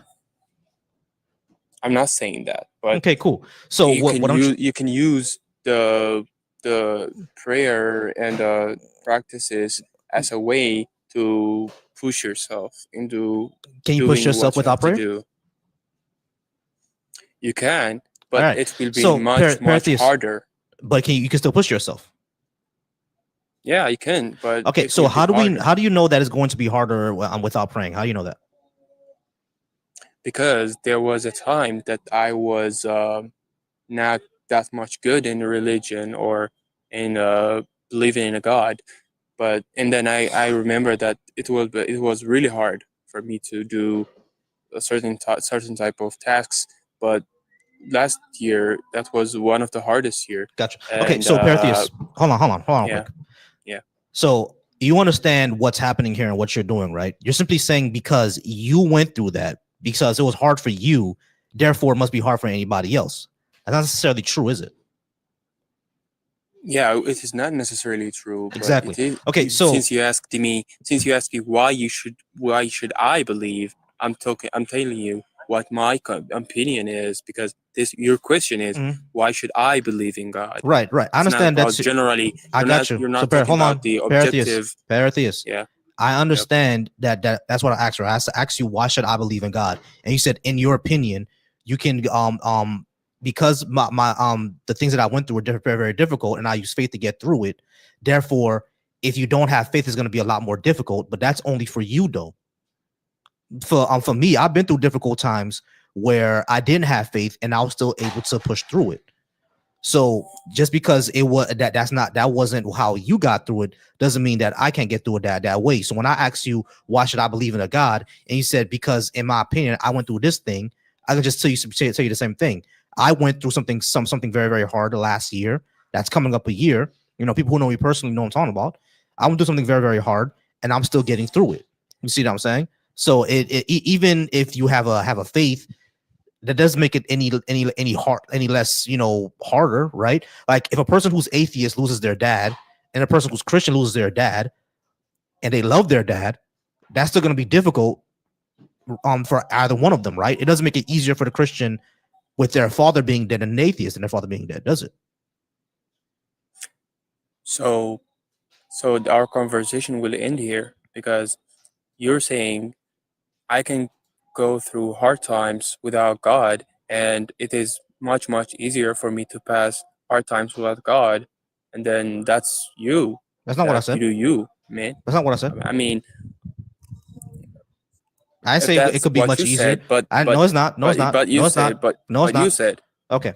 What I said is that we all go through hard times, and I understand for you, it got easier because of your faith.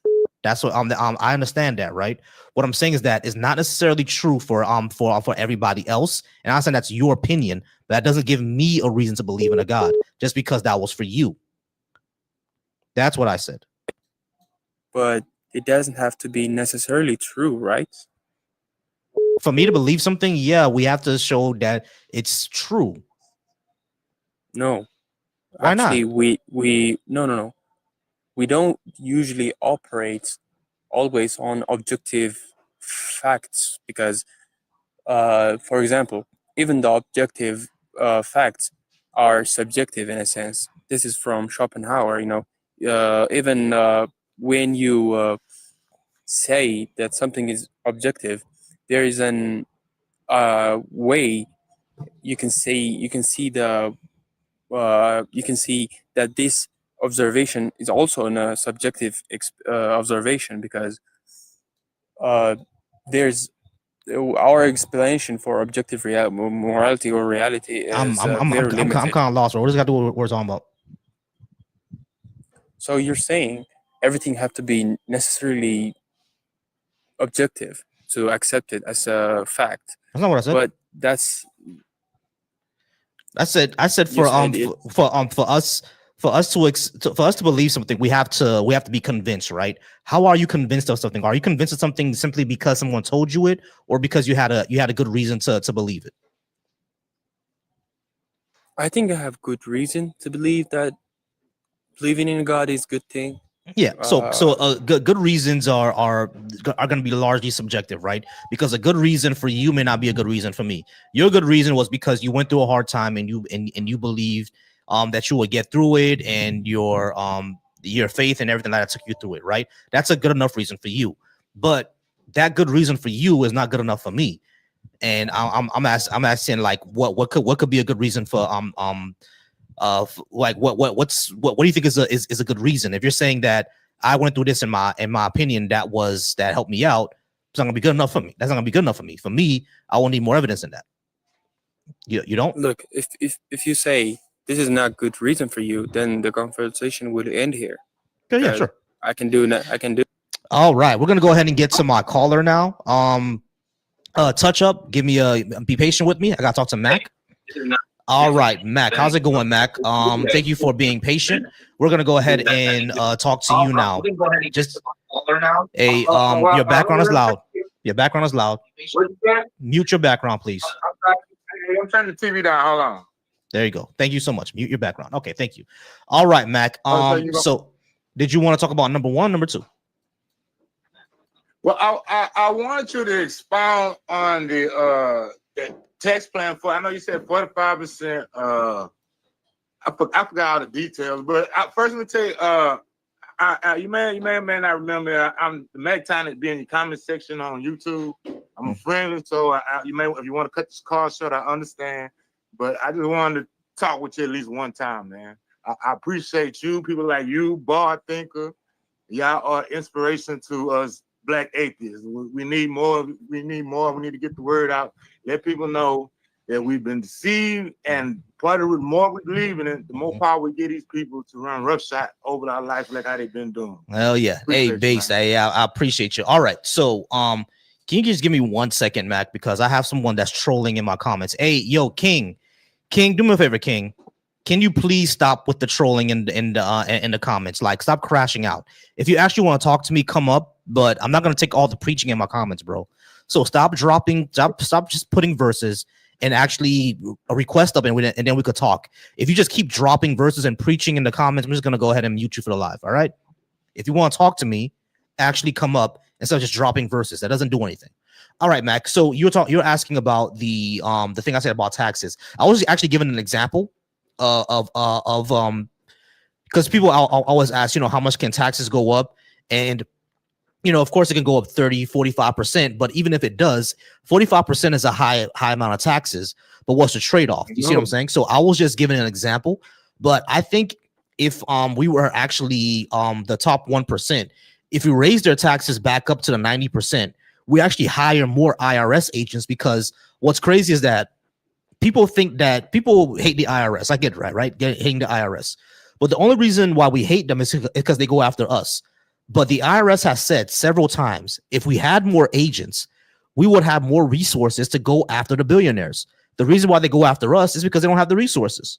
You see what I'm saying? So if we actually hired more IRS agents, go after the billionaire cheating on their taxes more, then we will have a lot more resources, a lot more revenue in order to build a lot of these programs that we would like to see, right? And sure, if we do universal health care, taxes may go up a bit. We may go from the tax bracket of 15 to 20% to going up to like maybe 25, close to 30. But you know, Medicaid and but you know, paying for your healthcare for your job, that doesn't exist anymore, because now you can just get on universal healthcare. You feel what I'm saying? You basically save more in the long run than, you know, what we're doing now. Does all that make sense, Mac? Okay, it makes sense. I'm just thinking, how you gonna implement it? How are you gonna get the votes? How are you going to push this past the status quo? Because I like a lot of the things you're saying. Like I know you was talking about reparations for a minute. Mm-hmm. It's just that I don't know how you can, you know, pass the status quo. No, you're right. Effective. No, you're right. I think right now, at least with healthcare, with universal healthcare, we're already past that. People want that. People want to see that already. You know what I mean? When it comes to healthcare, people want to see that already. It comes to the other things like, maternal leave, walkable cities, investment into renewable energies. Those are a little tougher. But when it comes to healthcare, we could do that now. All you gotta do is open up Medicare to everybody. You know what I mean? Because right now, Medicare is only open if you're 65 years old. Just open up to everybody right now. If I can get on my Medicare right now, I'll get on it. You know what I mean? So that's basically what I would say. We can do that. We can do one of them at least immediately, which is Medicare. I also think that we can do.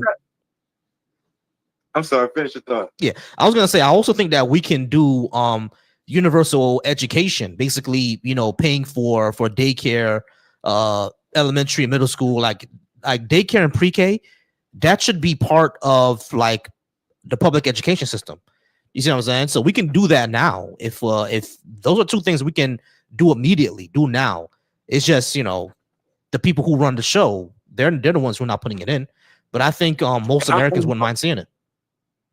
Agree, but what I'm also looking at, and that's why I'm about to get the people right now who are not doing it, because it seems like to me, with this religious indoctrination where this country is, all they got to do is say transvestite, bathroom, devil, QAnon or something, and then it's like they brains cut off, and they automatically vote against their interests. Yeah, exactly. You know That's exactly what happens. They got a couple of, it's like a religious key statement they say, like that's how the last one got elected. You just can say transvestite in the bathroom, and then everybody say, oh well, everybody go crazy. Yeah, exactly. I got you. I mean, how you plan this? I mean, because all these moving parts is, and I'm with you 100%. But I just don't. It just seems like it just. How do we get past it? No, it's an uphill battle. Yeah. I agree with you. It's a very uphill battle. So it's going to be difficult. We have to get past this. People shutting their brains off, right? Because what happened is that's the reason why I have conversations like this, to hit people at their hierarchy of needs. Because what Trump and them did, excuse me, what Trump and them did, what they did was that they made transgender people, they made immigrants the threat to your hierarchy of needs. They said, oh, why aren't your streets safe? It's because of the immigrants. Why is rent going up? It's because of the immigrants. Why are you afraid of your children getting harmed by bad people? It's the transgender people that's going to be doing it. They hit the hierarchy of needs. You know what I'm saying? They said that Americans are going through this thing, that thing, that thing. And instead of actually saying that we need to fix it through these type of social programs, let's blame it on the immigrants. Let's blame it on the LGBT. You see what I'm saying? So the reason why I have conversations like this is to show people that, hey, even if you put every single transgender person in jail, did your rent go down? No. You see what I'm saying? So it's like it makes them realize that they're not the problem. It's these things that are our issue, and we need to put in policies that will improve our lives. You see what I mean? I understand, and that's why I take my hat off to you, man, because I know that you got other things going on in your life, and yet you still do this when you can. I appreciate you, man, and then you put some melanin in it too. So Definitely, appreciate you, homie. Definitely. Hey, I gotta move on to my next guest, but I do appreciate you. Come by anytime. I'm gonna hit a bar so we can go ahead and do the live tomorrow. Black people should not be Christian or Muslim. We got to do that. Run that back. I still don't, I just want to let you know, let y'all know, think about them. I still watch out. I just haven't been able to comment as much because I'm getting old, man. Shit hurt my eyes. I got you, man. Hey, but I appreciate you though. All right. We'll talk soon. I'll bet. Alrighty. All right, guys. Once again, I appreciate y'all being here. Touch Up, thank you so much for being patient with me while I talk to that person. We're gonna get to you next, but quick mod break, y'all. Quick mod break. I appreciate everybody being here. We have 7,000 likes over on the TikTok. Let's try to get to 10K before the end of this live. Touch Up is probably gonna be my last person. Let's get to 10K before the end of this live. And once again, y'all follow me. Subscribe to Volcy Thoughts over on YouTube, VOLCY Thoughts, and not the thought that you're thinking of. I'm talking about brain thoughts. All right, with y'all nasty asses. All right, so follow me over on that. Follow the Black Atheist Coalition. Subscribe to the Deconstruction Junction. Excuse me. Big shout out to the Deconstruction Junction. I appreciate y'all being there. Coming in June, the Black Atheist, Agnostic, and Skeptics and Humanist Cookout is going to go down in Central Florida. I already got the spot. I already got the food. Well, I haven't got the food yet. I'm not going to let it go rot. But I already got the spot. The food is coming. I'm going to have flag football, all that out there. If you are a Black Atheist, Agnostic, Skeptic, or Humanist, please go ahead and look at my bio. You can go ahead and come to the event, and we will appreciate having you. It's going down in June, or in real life event in Central Florida. Let's go ahead and move on with the conversation. All right, Touch Up. How's it going, Touch Up? Are you at least 18? Good. What about you? I'm all right. Are you at least 18? And what did you want to talk about? Yeah, I'm 18. So I was wondering, can I tackle both at the same time and use your statements from one in an argument on the other, or no? Yeah, you think you can? Sure. Okay. So can you tell me why you believe in number one? Like, what are the benefits of leftist policies over right or other views, and the impacts? A 2-sentence summary. Yeah. Did you hear what I said to the last caller? No, sorry, I was gone. Okay. Yeah. So leftist policies that I'm talking about are things that uplift human well-being, are social policies that will uplift our well-being, such as universal healthcare, such as walkable cities, such as investment into renewable energies, such as things like parental leave, paid parental leave, things like that. These things make us not only physically and I think mentally healthy, not only physically healthier, but also mentally healthier. And because of that, we'll be more productive, and our economy operates better in that fashion. I would say that we need to even need to find a way to move past capitalism. Because right now we've seen the results of it, right? So we need to find a way to move towards a more workable system. And I believe that social democracy is better. Democratic socialism is better. And this socialism in of itself, in my opinion, would be better. At least market socialism will be a lot better than what we have today. Okay. So basically you're saying it'll improve lives, save lives too, right? Yep. Okay, so on to number two. So I want to dive into objective morality, right? So if you're saying that there is no God, or you believe in no God, then objective morality doesn't exist. So what you're doing, saving people, of course, I know that saving people is right, but from your standpoint, it shouldn't matter if there is no objective morality, right? No, it'll still matter because I have empathy. But if you save people, but we're all just space dust. So if you said if I'm a right and I want I want to like create policies that actually actively harm people, would you say I'm a worse person than you? Yes.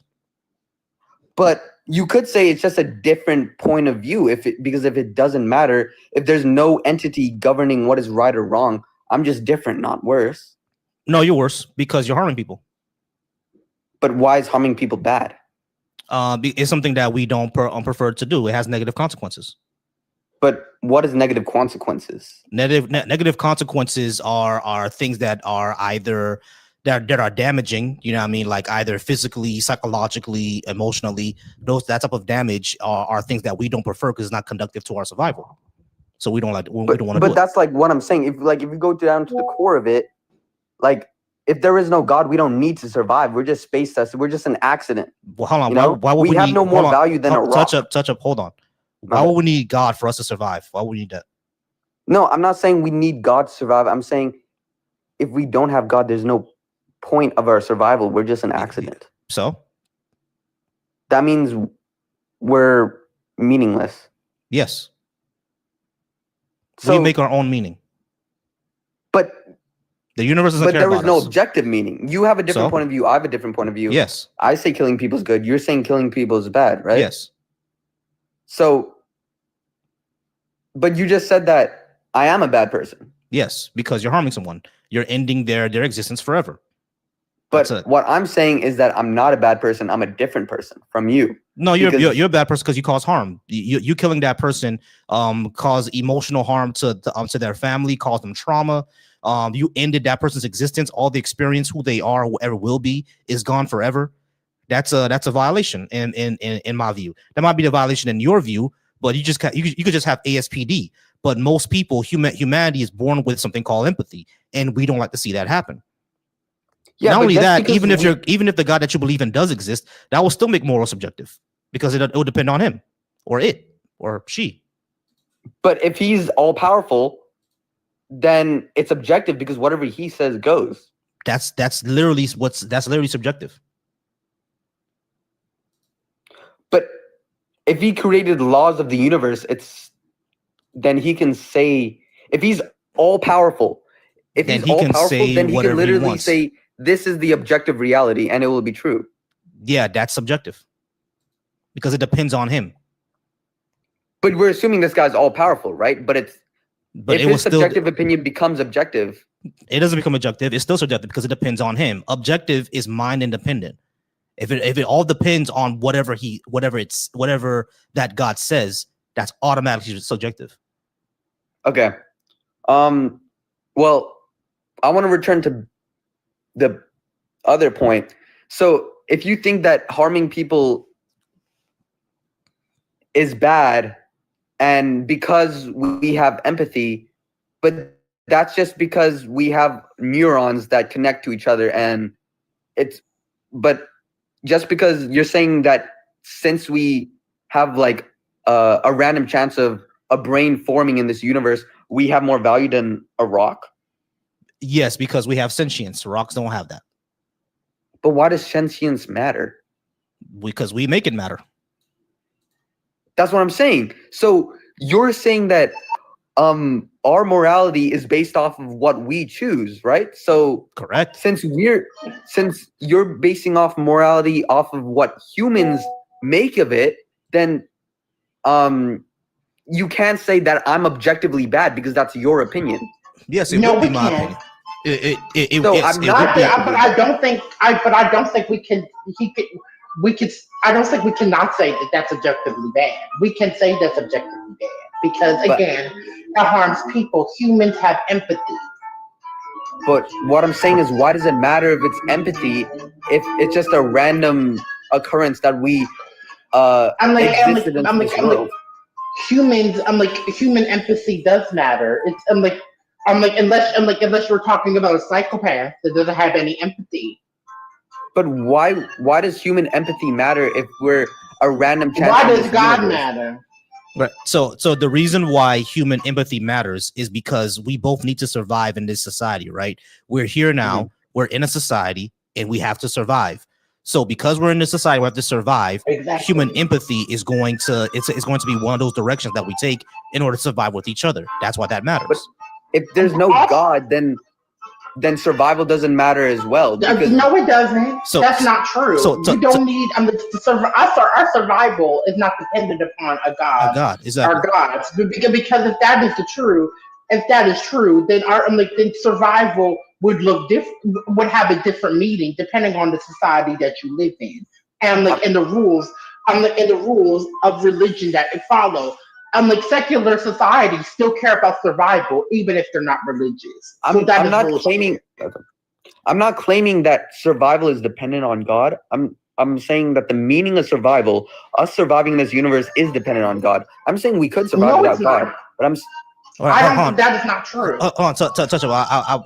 I'm really questioning this. Like, why is that the case? Why is our survival in this universe dependent on a God that we don't even know exists? Okay, if there is no God, I'm saying since we're just a random chance of atoms coming together, we have no more value than a rock. We're just atoms that. No, we do have more value. But that's not true though, because we are human beings, and human beings are innately valuable because we are the predominant species on this planet. So that is not true. Yeah. Okay, but just okay. Yeah. What I was gonna say is that you say that we are no more valuable than a rock. Sure, you can say that we're no more valuable than a rock in your opinion, but at the end of the day, is it true or not that human beings are a social species and we need to survive with each other? Is that true? Yeah, that's true. Okay, so if we're a social species that need to survive with each other, then how do we do that if we don't view ourselves more valuable than rocks? Also, I would argue that religion, and particularly the Abrahamic religion, actually are a contradiction to human survival. Because isn't your God the same one who sent the flood to rid the world of humans? How are you saying that God is dependent? Our survival is depending on that God. That's not my argument. I never said that our survival is dependent on a God. As I said, we can survive without a God, but I'm saying the meaning of our survival. But why is the meaning of survival dependent upon a God? Like I said, but not just a God, though. See, a God who himself said that he regretted creating humans and therefore sent a flood to rid the world of humans, and then created the covenant, the rainbow, and literally because he said he regretted that decision. So what are you talking about? Why does that God define the meaning of our survival? Well, I never said I subscribe to it. Like, I'm trying to understand here. I'm trying to understand something here. Okay, so touch up. Okay, so which God are you even talking about? Let's do that first. For this argument, I don't need to subscribe to a particular religion. I'm just saying an all-powerful, all-benevolent person So an all-powerful, all-benevolent thingamabobber that created us. It all depends on I guess Bob. I guess we'll call it Bob. All right. Okay. So all survival depends on Bob. Is that what you're saying? No. We can. Okay. In this universe, I'm saying that we could survive without God, even if we don't believe in it, even if he doesn't exist. But I'm saying the point of our existence is not there. It's non-existent if there is no God. Yeah, sure. So what? So I'm saying that if you say that when you see someone kill someone else on the street, if you don't believe in a God, you can't say that man is a bad person. Yeah, yes, you can. And I just did. Now what? We just did. Like again, we're a social species and we're trying to survive with each other. Ending the lifetime of someone who didn't do anything to you, ending their lifetime for no discernible reason whatsoever. That's not how we survive. That's not conductive to our survival. That's not how we would operate with each other. But just because having you're setting your own objective moralities is beneficial for the human survival, I'm taking a completely different route. I'm saying that it doesn't matter if we have morals to survive when our survival is meaningless itself. We're just atoms in the universe. Yeah, but so what, bro? What I'm saying is that, So I'm yeah, we saying have no. we're What I'm meaningless. saying is, We have yes. Objectively, the universe doesn't care about us. If there's no God, the universe doesn't care about us. We have no objective meaning. But even if your God were to exist, that would still be a subjective meaning because it depends on that God. That's number one. But number two, even if there is no objective meaning to us, so what? We can still make our own. The meaning of my life is to be a counselor. It's for me to help out my community. You know what I mean? Because there are a lot of black teenagers that need help, especially black male teenagers that need help.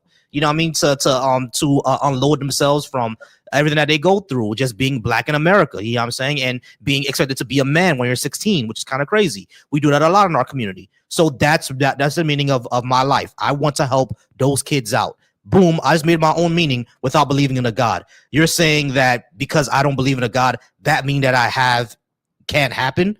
I don't see what you're saying. I agree. You can create your own meaning, but there won't be any real meaning. What? That makes no sense whatsoever. Okay. That makes no sense whatsoever. That makes zero sense because if there is meaning, because he defines his meaning. He's an individual, sovereign human being, and he defines the meaning of his life as an individual. If I'm a doctor and I heal this person, I moved atoms around, and that's I'm creating my own meaning. I'm a doctor. I have my own meaning. I have a job, and I help people. But in the grand scheme of the universe, all I did is move atoms around. I didn't do anything, but I created meaning for myself. What? But you saved someone's life. What? That person Right, now. you saved someone's life. That is not just moving atoms around. You saved someone's son or daughter. That is not just move. That is not meaningless. Especially if we're talking about our species. So again, you make no sense. And what it just sounds like is you define the meaning of life by theism, and we do not. And because we do not define our life by theism, you're saying that we cannot objectively say that harmful things are bad when we do not need theism to do that. Especially considering a lot of the things that theist says are wrong or incorrect are objectively bad to begin with. For example, in Christianity, they literally have the Catholic Church has insurance to protect creditors. As I said, I'm not for this argument. I'm not subscribing to any religion. I didn't say you were. I'm making an example of theism that that is objectively harmful. But what does that have to do with the argument? The argument that you're making that theism defines life or the meaning of life is BS. That is what we're naming. Well, I agree. Christians is a bad religion, but I never said I'm a Christian. All right, so what are we talking about here, bro? I didn't say you were a Christian. I used it as an example. Whether you're Christian or not, touch up. The fact of the matter is, we can have meaning that is not the universe or anything like that, and we still create our own meaning. You're saying that because we create our own meaning, it's not real. Is that what you're saying? Yes. Why?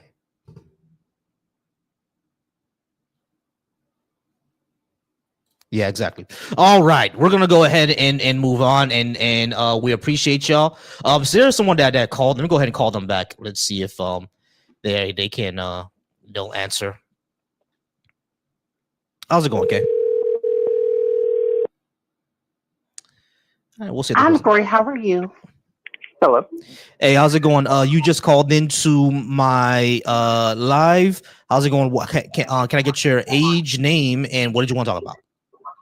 Hey there, man. It's my birthday today, so I'm actually 29. My name is Trey Rapp. I'm from Florida. Cool. No other questions? Hey, tell them, KK, your co-host says happy birthday. My co-host said happy birthday. All right. So, you said, what did you want to talk about? I'm sorry. Say that again. Which number did you want to talk about? Number 1 or number 2? Man, I kind of agree with number 1, so I guess number 2. All right, cool. So, number 2, yeah. Why do you think I should believe in a God? It's not even really like why you should. I just think that it's more an objective thing, and I think it's more how you define God as a thing. Like, I don't believe in God in like a big guy in the sky making stuff kind of way. I think of it more in an esoteric way, where like if you look at like Adam and Eve in the Bible, like Adam is literally the word Adam, like that last guy was talking about, like we're all atoms. Mm-hmm. He just isn't past that first part where it's like now there's Eve, now there's other shit going on, now we're naming things, you know what I mean? It's like it's the advancement of the human consciousness in a book in a spiritual way. Not necessarily a history book. Okay, so I think that like I'm kind of having a difficulty on what you're trying to say here. So we know that God's more the consciousness and like life itself, like the trees moving and the the wind and just things of that nature. It's not like a one big dude in the sky or some shit like that. Okay, so you're it's more like the fire within us. You're more of the electricity in our nerves and things like that. You know what I mean? Gotcha. So you're more on the tip of Spinoza's God.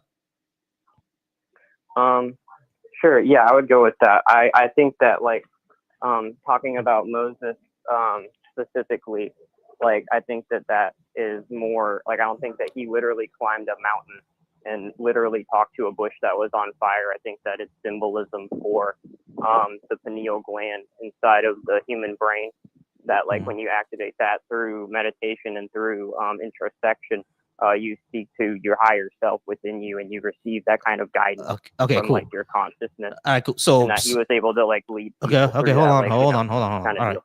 gotcha. Sorry. All right, so yeah, this is okay, cool. I think I understand what you mean, but I don't have really a lot of issues with that, right? I wouldn't even say that. Yeah, exactly. I don't either. I used to be a self-prescribed atheist for years since I was a teenager, and kind of looking into it and looking into things like the Nag Hammadi library and like Gnosticism and things like that. I kind of find a different understanding and respect for not necessarily organized religion and like fundamentalism, but for spirituality and like that kind of different side of the world in which we live in. Buddhism, Hinduism. Reading like the Bhagavad Gita is was very interesting to me.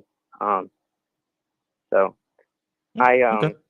I just think that kind of looking at it from a different way, like kind of opened me up to that. I'm not in any way a religious person. I don't go to a church or anything like that. I think that Jesus Okay, was talking about not doing kind of so all this kind of sounds like Spinoza's God, right? But I wouldn't put any I won't put any labels onto it. Like nature and physics does what it does. I'm not sure why we need to put the label of God on it at all, because if fair enough. Yeah, no, I mean, like, yeah, it can also be called just like metaphysics. I feel you on that. Yeah, exactly. But all right, if that was it, I'm gonna go ahead and then move on to the next call. I do appreciate you. No worries, man. I'm glad that like we could come to an understanding, bro. Have a great one. Thank you for taking my call, and awesome. Keep on doing what you're doing. Power. All right. How long I've been on? Okay, I've been on for 2 hours. I think I'm gonna get out of here in a bit. How's it been going, Kay? Ciao. It's been going. Yeah. I'm like, because I'm gonna be moving soon, so it's just kind of just been because I found another woman to be a roommate, which is great. Okay, awesome.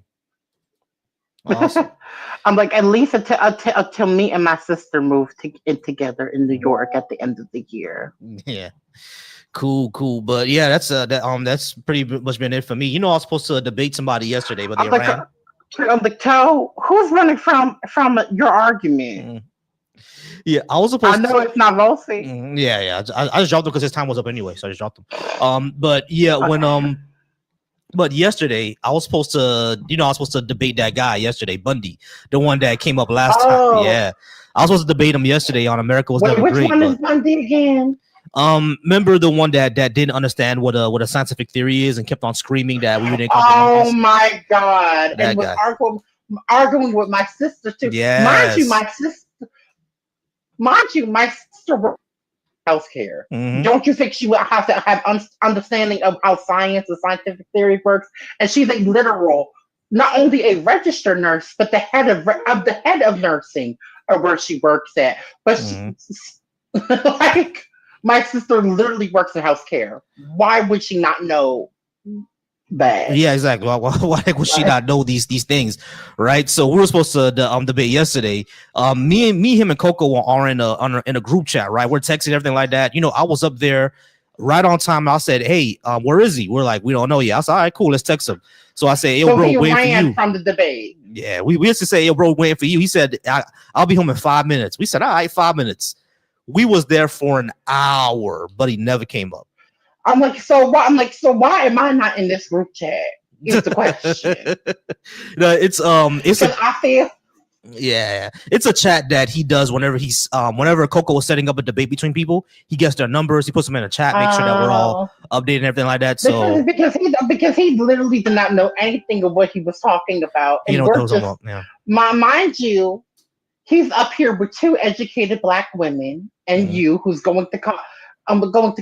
First of all, in psychology, because you're going to school for, I was sure that you would have to have some understanding of a scientific theory as well. I'm sure you would have to, because psychology is a form of science. Yeah, it's exactly. the science of the mind. Yeah, it's a soft science. That's all it is, you know. So it's like it's crazy. Maybe a soft science, but it's a science of the mind. Yeah, exactly. So it's crazy, right? Because he texted us afterwards talking about he got taken. I don't know what the hell happened with him, but I told him like, yo, bro, I'm not gonna move.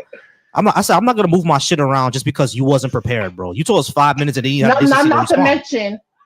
And the fact is, it wasn't that he wasn't unprepared. He literally ran. Like, let's be for real. He ran. Yeah. You had the opportunity to debate, and you did not debate, meaning that you ran from the debate because you knew you were going to get mollywopped. You know you did. Just like my sister and I did with you. And I know his misogynistic ass because he called me a bitch. Yeah. I wouldn't let him. Exactly. And what's crazy about it, I was prepared. You know, I mean, I had a good 8-minute introduction. I can tell you right now, I know even if we do this again. I know you came with the pair. You came with the smoke. I came with it. Hold on real quick.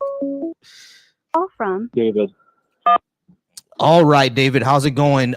Can I get your age and what did you want to talk about? Yeah, 23. I disagree with your TikTok prompt. Which one? Better for society is very subjective. All right, cool. Yeah. So, did you want to know which policies that I'm talking about? No, just making the statement in of itself is very subjective. You can't make the objective claim here. Would you like to know what policies I'm talking about? Do you understand what I'm saying, or do I need to dumb this down again? All right, if we're gonna have a conversation, he's on to me. If we're gonna have a conversation, I know, but he sounded really rude. Yeah, I you got need you. to check his tone. Yeah. So David, do me a favor, all right? You gotta check your tone. If we're gonna have a conversation, don't do the snarky shit, all right? Wait, but your statement in of itself, leftist policies are better for society. Is that subjective or objective? Bro, we're not in a philosophy class. Would you like to know the policies that I'm talking about? Yes or no? Wait, if you make a claim, you have to. All right, let's go ahead and move on, because I'm not doing all that. Let me call this person back. I'm not doing all that. Because he tried it. Because first of all, he came really aggressive and rude. Like he really tried it. And passive aggressive is still aggressive. Hey, how's it going? 862. How's it going? Are you at least 18? And what did you want to talk to me about? Yeah, so I was. Oh yeah, that's a kid.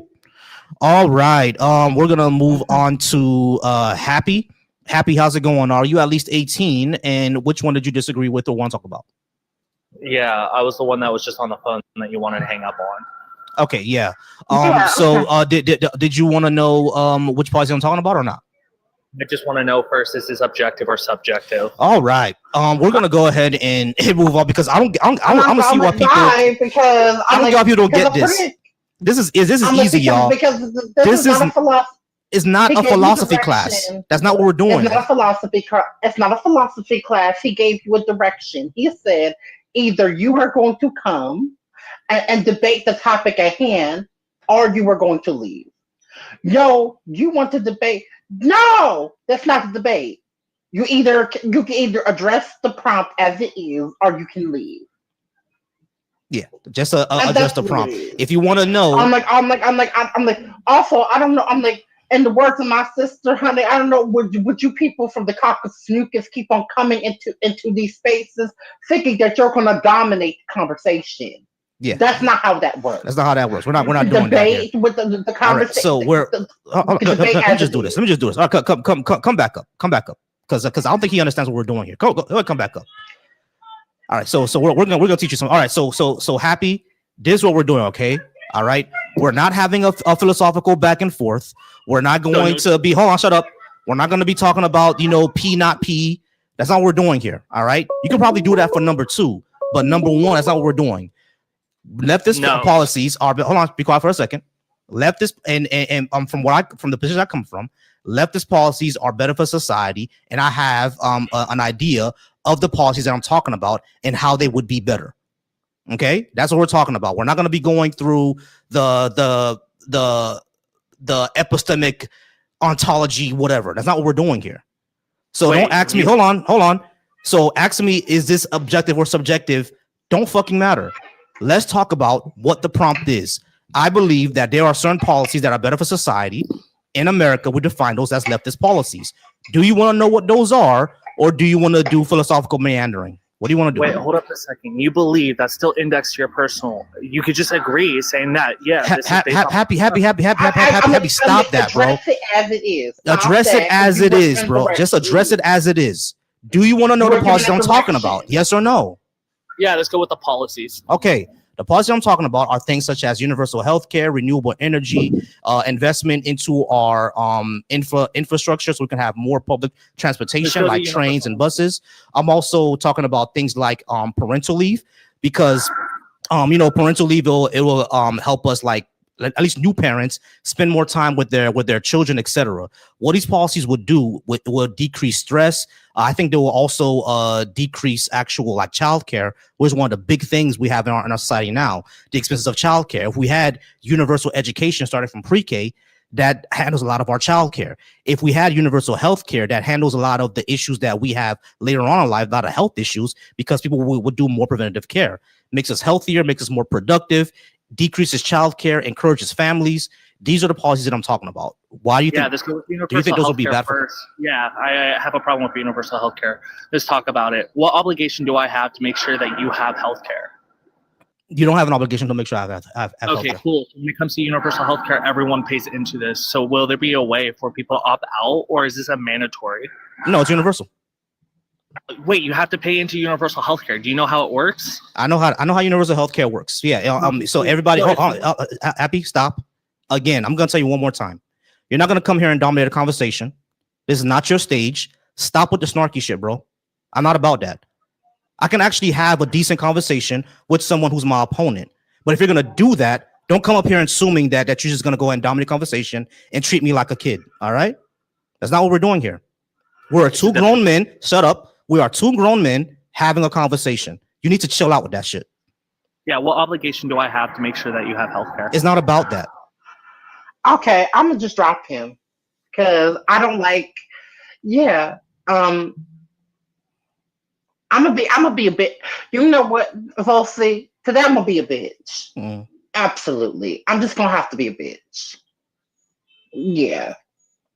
All right. So to answer his question, and just for the snarky shit, I'm also gonna mute you just for 5 minutes. And I'm like, and in 5 minutes, if you once you learn how to correct your behavior and your speech, and learn how to talk to somebody, then you can come up here.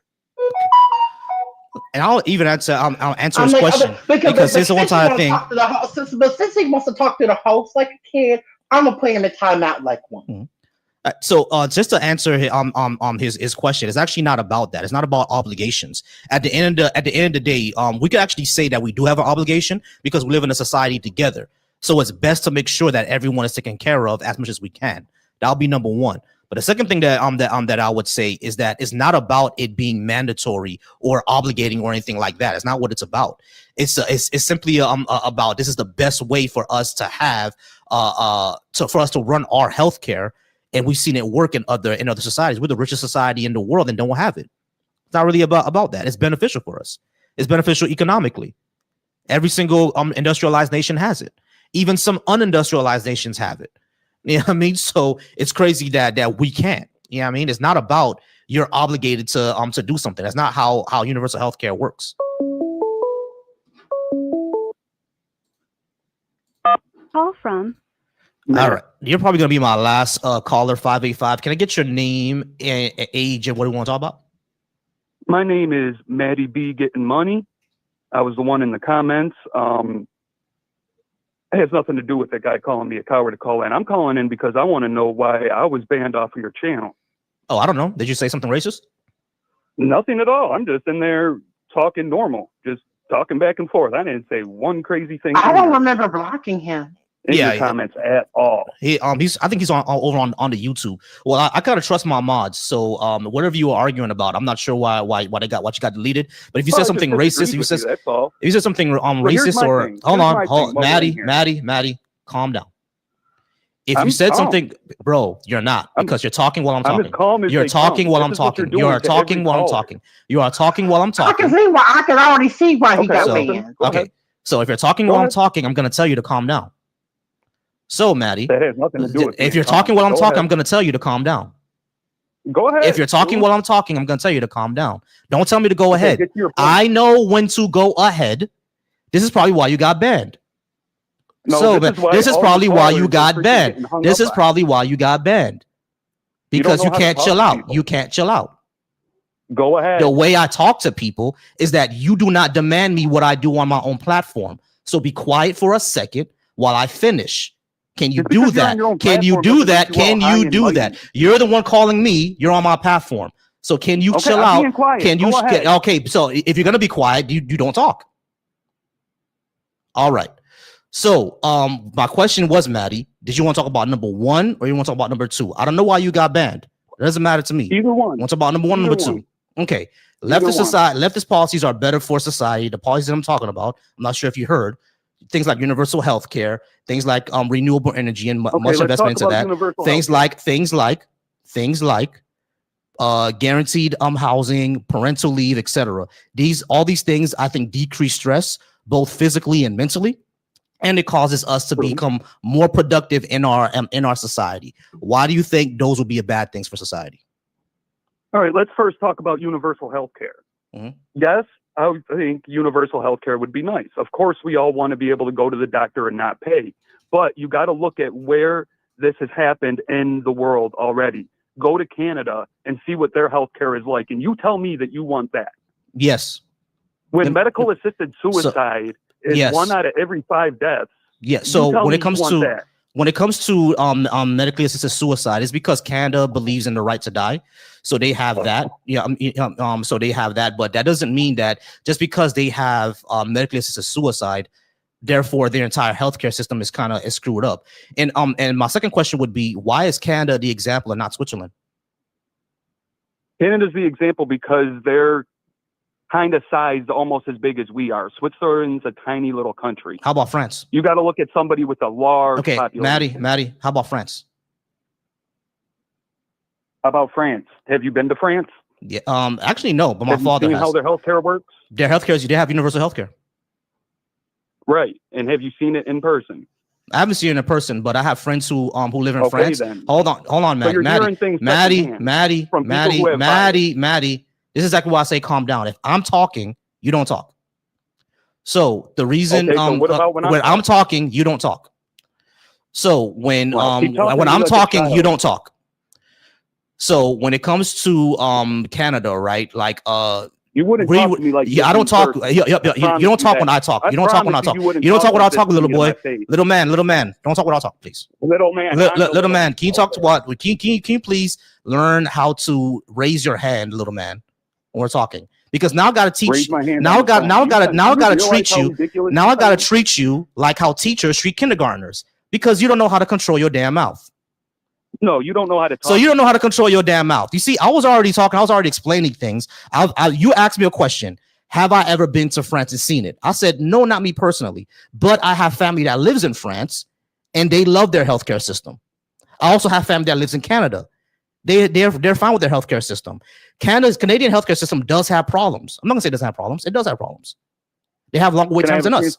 So they have longer wait times than us, right? That's one of the problems that they have. But over in France, they have shorter wait times. They still have professionalism. Their doctors are still highly paid, and they have one of the best healthcare systems in the world, and it's universal. And not only that, Canada has. I mean, that's Canada. France has a larger population than Canada. France is about 70 million people. Canada has about 35 million people. And not only that, France is just as diverse as we are. So diversity, population. Okay, let's go to China. China has 500 million people. Actually, I think they have 1 billion people. I'm sorry. China has a billion people. They have universal healthcare. Yeah, and their healthcare is just great, isn't it? Yes, it is.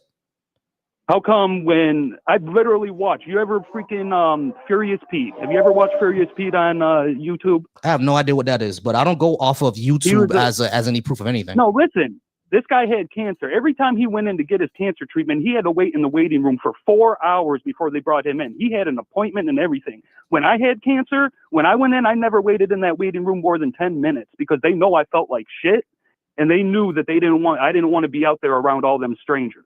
All right, what country you talking about? I'm talking about Canada. Okay. I'm talking about why, when you go into a normal doctor's appointment, why do you wait in the waiting room for 4 hours like you're in the emergency room? Right. So, Maddie, I understand. Maddie, why are you talking over me? I'm still talking. So I understand because we already been through this. Because we already been through this. Because we already been through this, Maddie. We already been through this, Maddie. We already been through this, Maddie. We've been through this, Maddie. We already been through this, Maddie. We already been through this, Maddie. We already been through this, Maddie. We already been through this. I already said, you piece of shit, that Canada has issues. I already said that. I already said Canada has issues. You're talking over me. I know I'm talking over you. I know I'm talking over you because you're talking about shit that I already talked about shit. You're already saying shit that I already conceded on that point, that Canadian healthcare does have issues. I even said they have longer wait times. I said they have issues, Maddie. But the issue is, Maddie, is that Canada is not the only example of universal healthcare. France doesn't have these problems, and they have a bigger population than Canada. So why can't we do what they're doing in France? Why is Canada your example and not France?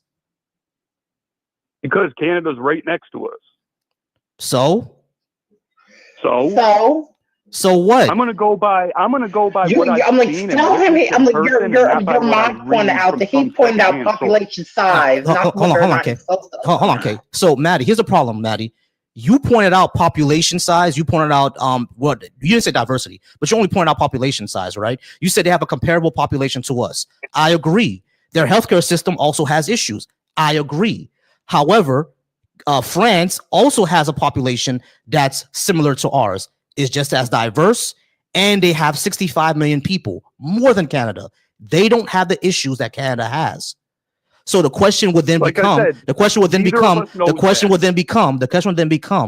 why is one the example but not the other? Of course, Canada has problems, but that's not the only. Hold on. Of course, Canada has problems, but they're not the only example of universal healthcare. There are other examples. Okay, like I've said, I've studied and seen Canada's healthcare firsthand. I've never studied France's healthcare. Second, you have never studied France's healthcare. You've heard it from secondhand sources that are biased, from family members that live there, that are probably well off and probably don't worry about fucking bills. They're not. So the only people that worry about healthcare and bills are people who aren't well off and people who got to pay 50% of their paycheck to pay for healthcare. That's wrong. That's so wrong. That's not how that works over there. People worry about healthcare. No, that's not what I said. That's not what I said. So when we're talking about Canada, right? You said that you studied the system, so you lived up in Canada. I've spent some time up there and I've seen firsthand how it works. Okay, yeah. Again, I understand that, right? But do you know that there are Canadians who come here and say that our system is shitty too? Very few. There's a lot of Canadians that come here for healthcare because they can't get it in their own homeland. They can't. There's a lot of like people what? who come like what? here because they have Like what? they have fatal diseases that they Mhm. can't get treated in time up in Canada, so they come Yeah. here and get treated. Yeah, so I that know does happen. Canadian- Yeah. I know So Maddie, Canadians personally. so Maddie, I I live got right you. next to the border Maddie, I of got you. Canada. Maddie, I got you. I So got you. I got I you. know- Maddie, I got you. I got you. So yes, I get that, Maddie. We've already said this. It does have issues, right? But my entire point to you is that they're not the only example of universal health care, Maddie.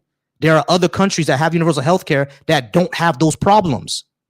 We've already went over that. Okay, Neither of cool. us have studied So hold on. So cool. So when I say that we should have universal health care, you automatically jump to Canada and not the other systems that are better than Canada. The first thing I said is yes, I want universal health care. I think it would be great. I would love to Cool. not have to So pay we can for move on healthcare. then. We can move on then. Okay, let's move on to the second one. All right, cool. So why? Let me ask you a question. Why is it so important to dis or disprove God? Why can't you just let people live? People can't live Why the do you way they care want. so much what people think? People can't live the way they want. I didn't say they can't believe in God. That's not what I said. That's not what it says. You got a whole it says platform right here, debating people right on here. faith. No, it doesn't. No, right here it says, why should I believe in a God? It doesn't mean that you shouldn't believe either. I'm asking you, why should I believe? Oh, well, on that note, I don't care. Okay, whether can you tell him to There you hold go. on for a second? Maddie, hold on Rosie? for a second. What's up, Kay? Night nurse, why are you addressing what the caller is saying towards me though? I'm not getting that. Oh, not night nurse. I'm not sure what night nurse is about. Night nurse, if you want to come up, you can come up. Sorry about that, Maddie. I was just talking over you to can come up, night nurse, because I am not the caller. Give me a second. Yeah. All right. So yeah, I was just talking over to my TikTok. All right. So when it comes to the question, right? Why should I believe in a God? I'm just asking people why should I believe, and I challenge them on this because obviously religion it affects a lot of our society.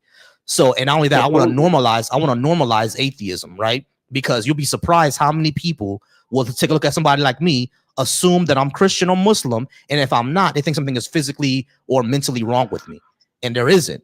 So that's the reason why I do these type of things. But here is also the point. Give me a second. Why shouldn't we? And I see bad on both sides. People who are religious and people who are atheists. I see horrible behavior on both sides. There are assholes who are atheists. No doubt. No one doubts that. You know what I mean? But Like can there's you atheists who will turn the look pause at for a anybody who second? believes, oh, you believe in some freaking guy who's up in the clouds, you're a weirdo. Like there's people who have the same exact Well, notion. that is weird behavior. Yes. Yeah. Sure. We Matt. got to normalize what we All got to right, so Maddie, normalize pause. is not judging people. Maddie, pause. Not judging people based on Maddie, pause me real quick. I have someone asking me a question on my TikTok. Go ahead, Kay. Well, first, I would definitely think that Christianity in particular absolutely should be judged for the things that it has done to oppress people, particularly and notably the LGBTQ community, women, and formerly the Black community, which was used to justify enslavement. My question to him is, why shouldn't Christianity and Abrahamic religions and theism in general be put on a microscope when we live in a country where theism, in particular Christianity, is in everything from our judicial system to our education system, etc. Why should we not judge people who are using make-believe, mythical beliefs to make laws that now impact every citizen in this country? Cool. All right. So the question that came over from TikTok, Maddie, is that why shouldn't Christianity be put under a microscope? Because number one, it does have, like I said, effects on us, right? There are people who are using it to make certain laws, particularly against the LGBTQ community, and it was used to justify the enslavement and oppression of Black people in the United States and abroad. So why shouldn't it be put under a microscope? I think, well, first of all, everything should be put under a microscope. Every religion, every single thing should be put under a But you microscope. didn't make that argument. That's Christian. We're talking about evil Christianity. People can use So address that. anything to interpret it and use it against you. So I'm of the state of mind, and Jesus also taught this, that organized religion is evil. I believe in a higher power. I don't know what it's called. I don't know what his name is, her name is. I think there's something above me. I'm saying there's too much love, there's too much beauty to just have come from dust floating around in space. Okay. You know? Yeah. So yeah, that's things hard are for me to wrap my head around. But listen, so yes, I believe organized religion is evil. But that doesn't mean that people's personal faith should be brought under question. The You know, my reason personal why, faith and right? what So, Maddie, organization uses as a justification are two different things. but again, Matt, the reason why we bring it into question is because of the effects that it has, and not only that, I think that everyone should be thinking critically about what they believe. Right, we should all be thinking critically about that, especially if it's something as important as why is there something rather than nothing. It's a mystery, right? So we should all be thinking critically about my entire mission here. Absolutely, my entire mission here is normalization, having conversations, and for people to think critically about what they believe. You don't have to abandon a belief; just think critically about. I mean, I got plenty of people I love that are atheist. I got plenty of people that I love that are Christian. I got people I love that are Muslim. Mm-hmm. You know what I mean? I think preconceived notions, having judgments on preconceived notions is the issue here. Yeah, exactly. All right. So, and then when it comes to government, it's simple. There's separation of church and government. Church and exactly. state. In practice, there's not. There. Not in practice. Ask him. Does he really believe that? Does he really believe that Roe versus Wade had no? So I mean, that religion did not play a part in that getting overturned. All right. Yeah. There's a question that came from my TikTok. Do you believe that religion didn't play a part in Roe versus Wade? Because I think it definitely did. Absolutely. Yeah, it did. Okay, cool. All right, so okay, we agree there. All right, you cool. just demonstrated. So tell him that your host just said that he just demonstrated that church separation of church and state does not actually practice. Right. All right. So so overall on my TikTok, what my host said is that even though there's separation of church and state, at least on paper, or at least what it's supposed to be in one of the papers, it doesn't happen in practice. And that's one of the main things that we're having issues with, and that we want to be against. Hold on real quick, baby. I'm against that too. Oh, give me a second. Baby, come back. Mm-hmm. Baby, come back. Did you want to were you want to go out? Oh, okay, I know y'all want to go out tonight. All right, y'all. I'm going out with wifey tonight. I'm gonna get out of here. Maddie, I appreciate you. I'll call in anytime. All right. No doubt. All right. Yes, I bet she's dressed to the nines and look all good. I'm giving my sister her tans. Ow. Yeah, she came from behind me all dressed all nice. I'm like, baby, we're going out tonight? I didn't know. I didn't know she wanted to go out tonight. So I'm gonna go ahead and get out of here, guys. Like, you did not know that y'all had a date night plan? We didn't plan one. She just said, baby, let's go out. I said, oh, okay, because we didn't plan one. Okay, period. Well, let's get out of here. Yeah. I'm like, well, appreciate her outfit. And her getting ready, and like we as women, it takes a lot of time to get ready, so appreciate it. Mm-hmm. Yeah. All right. So I'm gonna go ahead and get out of here. Hey, Kay, I appreciate you as always. Once I figure out how to do this back and forth thing, I'm gonna figure it out sooner or later. Right? I'm the child. You've been saying that for the past 2 months. Yeah, I know. Yeah, I don't know how to do this, but I'll figure it out sooner or later. I'm like, along with the fact that we still haven't figured out how I'm gonna get on the Black Atheist Coalition YouTube page. We still haven't figured that out. Yeah, exactly. All right. So I do appreciate you, Cape. I'm gonna go ahead and get out of here. All right. All right. Give the wifey Oh, didn't mean to cut you off there. My bad. Didn't mean to cut you off. All right, so I'm gonna get out of here, guys. I do appreciate y'all for being here. Y'all's gonna have a good night. I've been on for about 2 hours and 30 minutes. Y'all remember to subscribe everywhere. Deconstruction Junction. Subscribe to the Black Atheist Coalition. Subscribe to my channel, Volsy Thoughts. Y'all's have a good night.